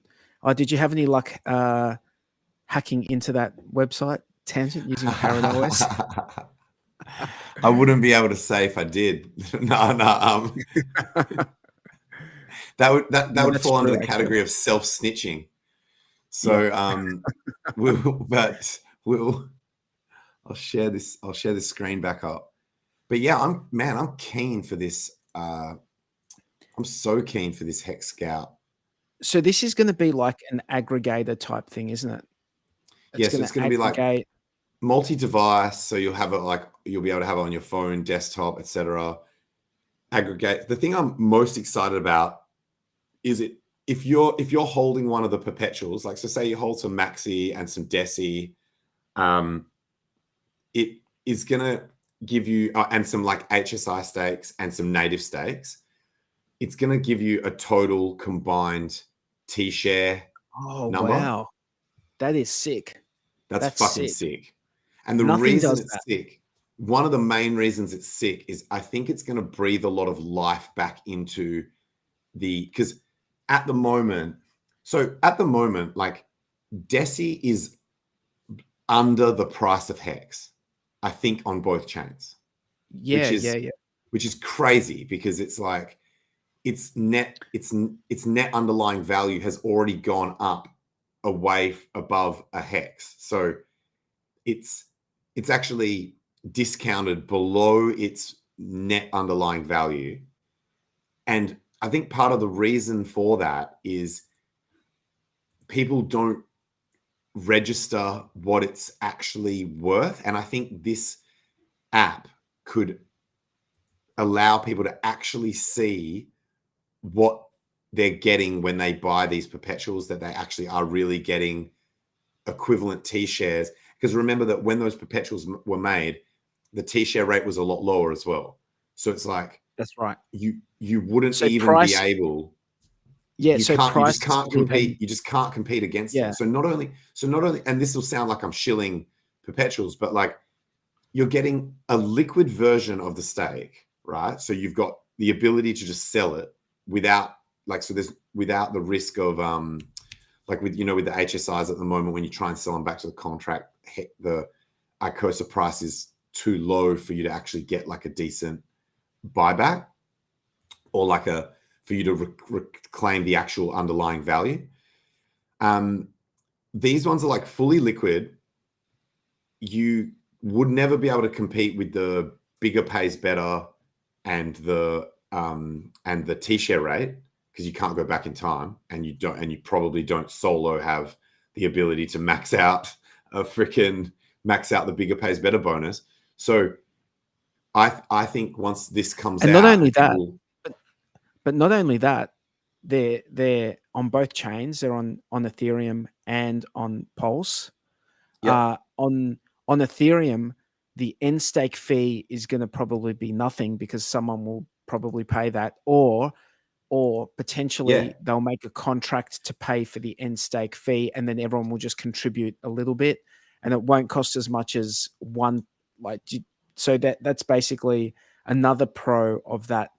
The only thing is that the liquidity is very, very thin for these things. So it's not like you can really buy a lot of them without pushing the price against yourself.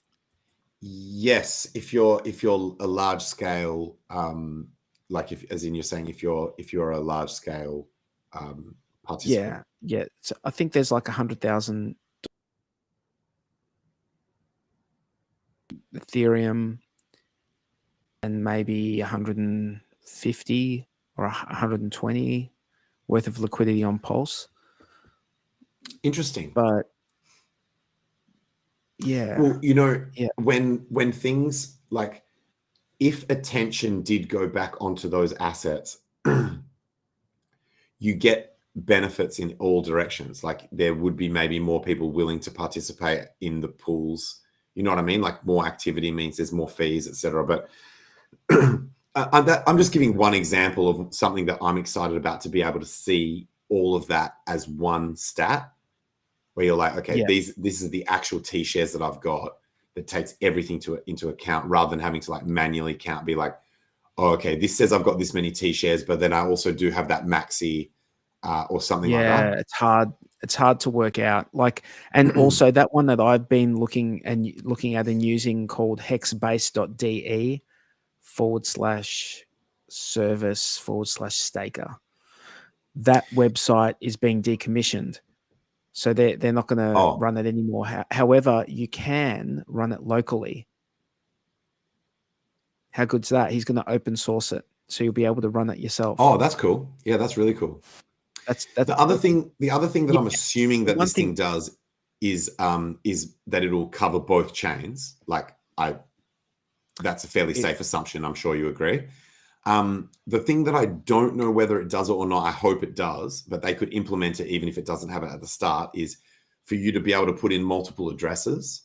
So then it would not only be combining across multiple different types of stakes, but also combining across multiple wallets. And that would be pretty cool if you don't care about the potential docs risk. But there's a chance and that it's not a direct doxing. It's just more it's an not a full association docs. doxing. It's an association of addresses doxing. Yes. Oh, yes. Sorry. Yeah. It doesn't dox. It doesn't dox that it's you. It just doxes, and potentially only to them. Potentially only to their. Yeah. Well, it depends. It sort of depends, dude. It depends. Yeah, it depends. It depends on a lot of stuff. So Fatty.io, which is another favorite one of mine that's in a similar idea to this, which is kind of like multi-chain, multi-asset, multi-protocol monitoring of your portfolio. Papa B asked one of the founders, I think it was Buck, point blank in a Twitter space, saying, what's your policy for things to do with privacy, like this and this and this and this? And Buck answered all the questions the way that I want them to be answered, which is, we don't store data, we don't do any kind of data capture shit, we don't try and sell your data, we don't, there's none of that shit. So obviously you need to verify that that's actually happening, but we know that at least when things are built from people within the Hex community, they can't verify adopted, that that's not happening. The Richard Hart ethics. You need to take your own precautions when you're using. Obviously, obviously. But at least it's better than say companies that that part of their business model is collecting and selling your data. So at least hang on. I want to hear what Stephen has to say here. I hope you enjoy Hex Scout. All the sackers for free Pulse have been scammed, and at least half our funds kept by the Hex Scout developers. Okay, what does that mean? I don't get it. What's free Pulse? No. Free Pulse, I think, was the faucet, and it wasn't a scam. It just got fucked by the high fees. Remember? And as in, let me just assume that I think it was like freepulse.io. Well, that wasn't a scam. But sackers, what's sacrifice? So I want to say something about sacrifices, by the way. People are very, let me just bring this down for a second. Everyone is too willing. Like, people just have to say, I'm coming out with some shit. There's a sacrifice. People are so willing to give away their money for something that you potentially have no idea is going to... Do you know why I sacrificed for... Excuse me. Do you know why it was a reasonable thing to sacrifice for Pulse or PulseX?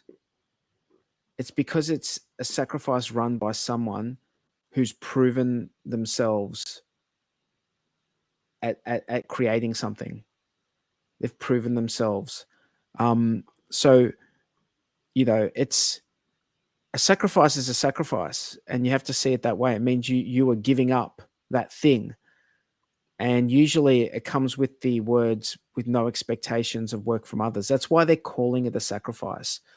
And it's no surprise to me that when someone like Richard Hart does a sacrifice, there's going to be 101 other people doing sacrifices, and there's going to be scammers out there. So people have to be very, very careful with that shit. Be careful what you sacrifice for. Get all the information.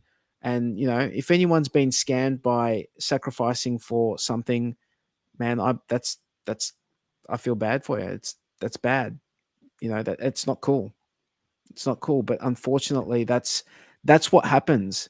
There's a lot worse shit that happens in crypto, but that's one of the things that happens. People copycat good, legitimate behavior, and they copycat it and pair it up with shitty behavior. So I mean, I don't know what these guys have done. I know nothing about what you've just said, Stephen. I know absolutely nothing about it, but that's what happens in crypto, dude.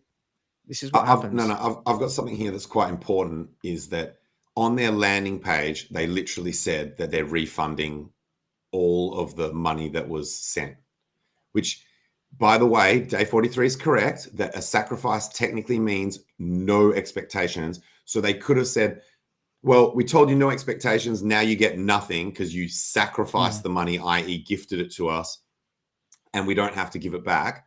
But on their landing page, if you go to freepulse.io, it explains the situation and says because of the inability for legal reasons for them to continue with the product that they were going to do, they're, you know, a benevolent entity has decided to completely refund all the funds to the people that sent in. So it's not a scam. But by the way, for anyone else, I mean, what I'm saying about sacrificing and stuff, that's not aimed at anyone who's doing a sacrifice now. That's just because there was a comment about someone getting, like, about scammers and sacrificing. It's got nothing to do with if there's other sacrifices going on. You guys are grown adults, I assume. I assume there's no, you know, kids watching this, you know, who would. Dude, that is one of the crazy things about crypto, though. I know that you got to do your own research. You got to research your stuff, man. I'm not going to say I did. I'm not going to say I did, but as in, let me word it like this. I know that if I was at high school age, I would absolutely do crypto. Like, there's no way I wouldn't do crypto. I just know that from, like, stuff. So didn't you like, hang on? Didn't you do crypto? So I just know that because, like, my friends and I were tech oriented and we were interested in computers and shit like that, and we were also interested in money, like most teenage boys are. I think, like, not necessarily in our community, from what I've seen, everyone's adults, but I know, like, I remember, man, I was watching a stream once.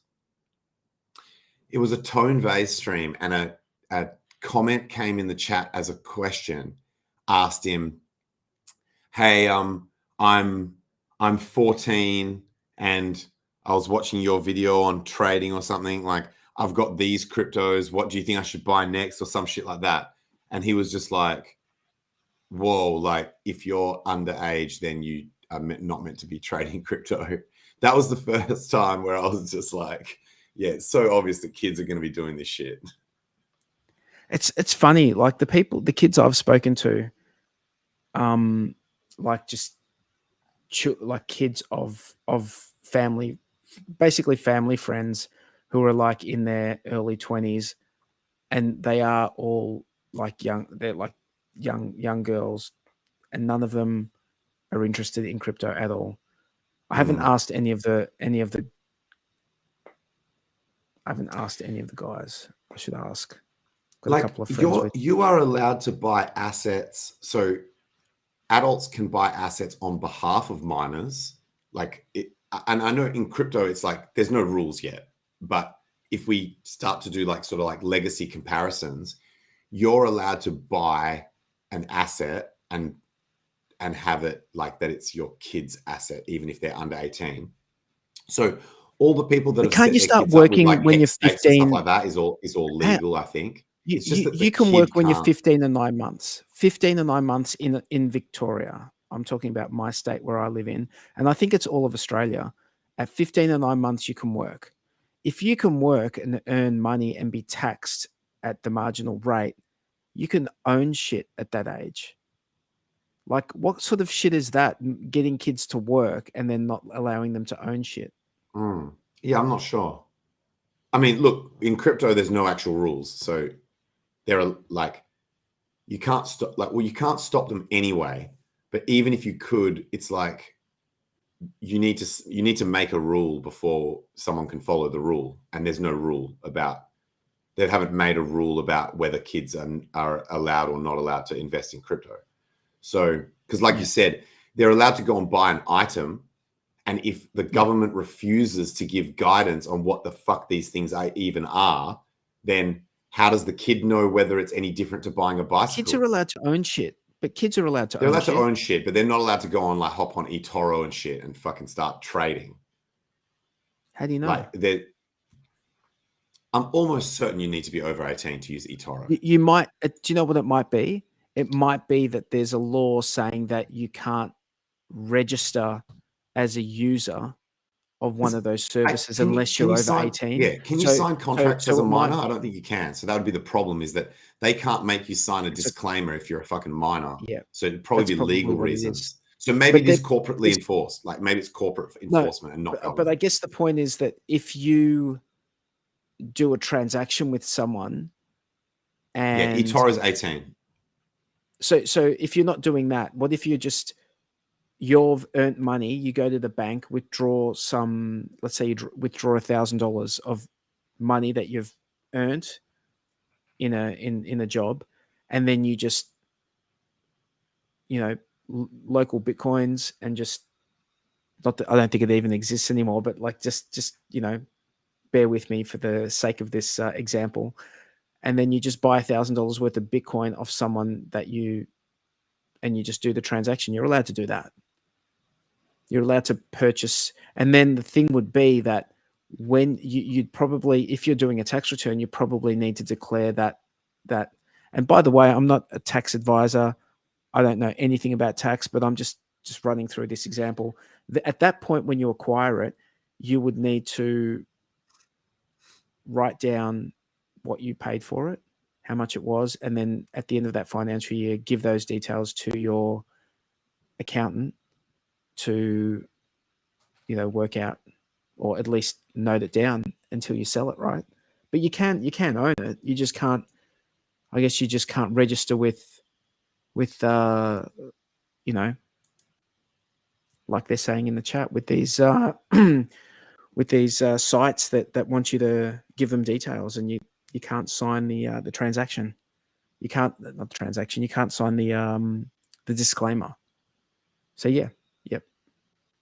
But yeah, young kids can buy whatever they like, can't they? If you can work and earn money. It's a grey area. Like this situation's a grey area because the government's you can buy a car. Because since the governments have refused to give guidance on what the fuck these things even are classified as, then a kid certainly can't. If adults can't even work it out, then a kid certainly can't be expected to know what it is in terms of like what it's classed as. And so, but hang on, but you're assuming. I just feel like you're coming at it. I see it this way. If there's no guidance and there's nothing, then there's nothing to say that you can't do it. That's what I'm saying. So a kid could do it. They just maybe can't log into eToro, for example. They can't use that way. Okay, I thought you were saying the opposite, dude. So you're right. We're actually saying the same thing. Yeah. I'm saying it's a grey area, and it's a grey area, and it's a grey area of legality, and it's certainly can't be expected that a kid will know the answer, so they can literally just do whatever they want until some guidance is given on what it actually is and you can't set a rule about something that you haven't said what that thing actually is classified as and be like, oh, kids aren't. It's like, well, that makes sense, right? That would force the governments into a position where they actually have to make a comment about what these things, how they're actually classifying these things. Which, as far as I know, none of them have done so yet, which is fucking retarded. T-Bird says you can't own crypto. The block. T-Bird, stop busting my chops, dude. You know what I mean. Yeah, that's technically accurate. I know. Never actually. It's technically. That's another accurate. argument that people could use. Yeah, but that one applies to everyone, not just children. Yeah. Was there anything else you wanted to cover, dude? Oh, there was one thing I wanted to cover. There was a hack on the Trezor T.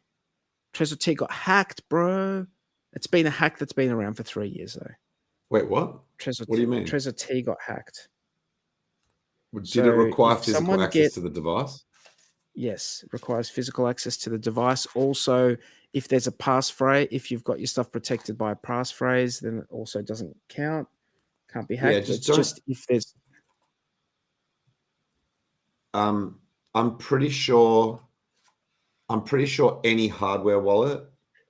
It's not. Can be It wouldn't hacked. just be the Trezor T. I'm pretty sure any hardware wallet, if someone has physical access to it do and you the know right what? equipment, they can. But do you get know your what the seed hack phrase. is? You know, on the Trezor T, you can put in up to an 8-digit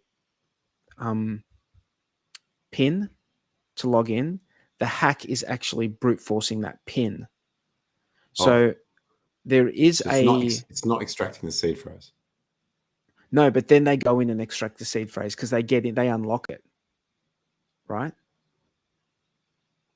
Once it's unlocked, they can extract the seed phrase from an unlocked device, right? So there is Trezor. I didn't think you could get seed phrases just because the device is unlocked. I thought. No, in this hack, the way they do it is by brute forcing the PIN, they can then get to the next stage. The device shouldn't ever be giving up the seed phrase.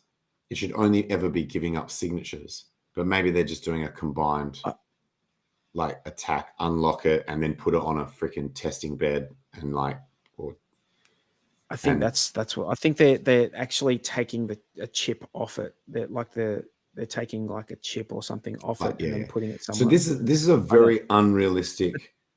No, but when would anyone have access to your fucking hardware device? How would that be possible? The only thing I can think of, no one ever even sees mine. No other human being ever lays eyes on my hardware devices. How the fuck would someone? How would someone have it in their possession? It'd have to be someone type situation where like it gets seized. They confiscate the device off of you, and then you think you're all G, and then you're actually not. So there's this thing with the Trezor T where it's got this function called SD Protect, and you can actually put a micro SD card in the side of it, and you have to use the command line interface to activate SD Protect. And what it does is it puts like some information on the SD card, which is it's called the salt, and that it uses that information, which basically encrypts the PIN. And without the SD card, there's a fucking slot here that I've never noticed. There's a fucking a micro SD slot on the side of this thing. Yeah, I never saw that shit. I guess because I've got it on this side of me, that slot was always facing away. What the fuck? So that's one thing that you can. The other thing you can do, which it uses that as entropy or some shit, yeah. So without that SD card, it just asks for the SD card. It just says, I need the SD card. And then you need to have that SD card. So you keep the SD card in a different spot. And then when you use it, you put the SD card in and then put in the PIN. Oh, I see what you're saying. But you have to activate it. The device becomes, so it's like, it's a hardware, it's like a hardware 25th word. Yeah, sort of. And what it does is don't have that card in there, it won't go to the right spot. they can't execute upon that hack because they can't brute force the PIN number easily. Before, that was just like 8 numbers, very fucking easy brute force. But they can't do it in this way because of this SD card. It doesn't. Oh wait, You need so SD wait, card so as the well. SD card replaces the PIN, not the 25th word. No, you still need the Or PIN, both. but you need the PIN and the SD card. So they can't. Okay. If they get the device, they also need the SD card to be able to brute force it. Without the SD card, they can't. They can't do it. Does that make sense? Ivan on Tech made an interesting comment about this, where he said, ultimately, if you assume, like if you get real paranoid and you assume that if someone at the manufacturer or someone in the supply line, but it would have, let's just say someone at the manufacturer. So it's before it gets boxed up with all the holograms and shit like that. If they were to put basically malware, hardware version of malware, like a compromised device, like an exploited device, and send that shit to you, all of this stuff would be literally meaningless. It wouldn't matter. You could go to every single measure that you've got, and if the device has got hardware in it that literally just phones home and tells them your fucking seed phrase, you're cooked. However, if you do a multi-sig with multiple different devices from different manufacturers, so say you use one Ledger, one Trezor, and like one of these other manufacturers like Elapal or like Titan or whatever, maybe they're the same manufacturer, like whatever, Cold Card. The statistical probability that not only that all of those devices are backdoored, but that then those people who backdoored them would collude together to get the multi-sig to work is so fucking unlikely. Multi-sig it wouldn't matter if it wouldn't even matter if they were all backdoored. Yeah. So a multi-sig with devices from different so each seed phrase is on a device. That is a very high level right there. I just want to address something in the chat. I think if you're rocking like Richard Hart level of crypto, you would need to do something like that. Because otherwise you'd start to get paranoid about supply line attacks and shit. So also just in relation to the SD card, so the information on the SD card itself is something that you can get an SD card and format it FAT32 and then just copy this information onto it. And the good thing about it is you can actually use the same SD card for multiple devices, and each device's information or data will be saved in the Trezor folder on that SD card. But you can just you could potentially encrypt that SD card information and save it somewhere else. So you could make multiple copies of it. It's not necessarily the case. If you don't back it up, and I wouldn't say you're fucked, because if you've got your words, if you've got your seed words, you're not actually fucked.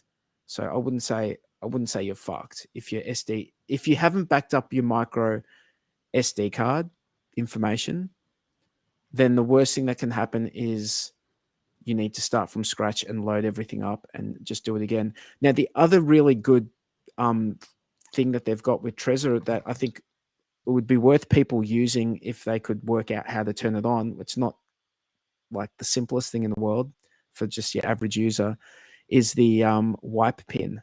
There's actually, with Trezor, you can have something called a wipe pin. So imagine that you keep your Trezor or somewhere, and then you just keep this wipe pin with it. So if some guy or someone steals your Trezor and they have the pin, they're going to think automatically that that's the pin for your Trezor, and they're going to put it in. And then when they put it in themselves, they are going to wipe the fucking device. Dude, that's sick. That's actually sick. They'd be like, haha, this fucking dumbass is keeping, because some people are dumb enough to do that, to keep the password literally on a post-it stamp with next to the computer. they would, and that's their best shot at guessing the pin is the one that's written down. Like, as in, otherwise you'd virtually have no chance of getting it unless you've got like some sophisticated brute force attack. So they'd be like, what's the harm in just trying this pin and then nuke it? That's fucking sick. However, I was going to say about that SD card, the thing that would concern me with it is if you then lose that SD card or it gets corrupted or some shit, you're basically fine, fucked. dude. You've got your no, you're not. You're not fucked. Oh, you've got your seed phrase. You just have to format the Trezor and start again and do it all again. That's how fucked you are. So your seed phrase still accesses the funds? Yeah, the pin is just a layer of just on the device that you're using to access the shit you've already put on there. But we never clarified whether it's just a pin replacement or whether it's the 25th word. If it's acting like the 25th word, then it does matter. So hopefully not. No. Okay.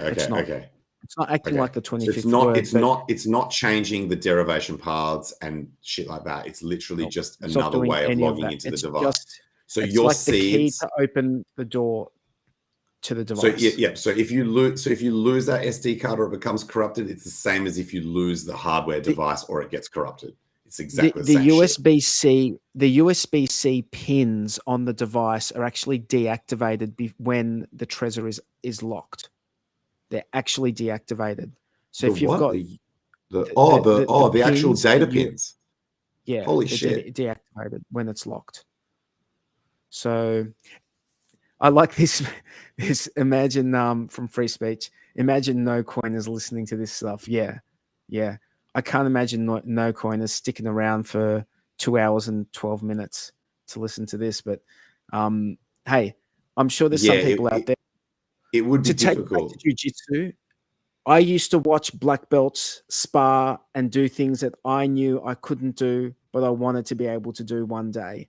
So I don't subscribe to the dumb it down for everyone all the time. I think that when there's shit that there's plenty of people out there who are going to say, hey, maybe I'll have a look into this thing. If you haven't got any command line experience, I wouldn't suggest going and trying this SD card protect or wipe thing because you need to be familiar with it and you'll just end up familiar with that stuff. Don't bother probably. Anyway, we got 1,000,000%. You want to? I think we covered it. Yeah, we have.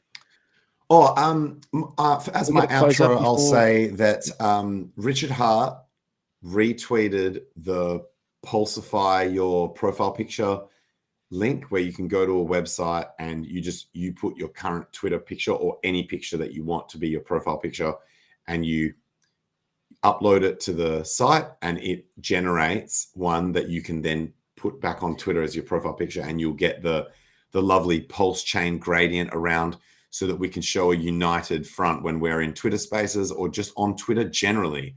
And so I'm impressed and think that'll really help the adoption of that situation because people on that note, Richard Hart. Have to, I need to get out before we... Oh yeah, you go.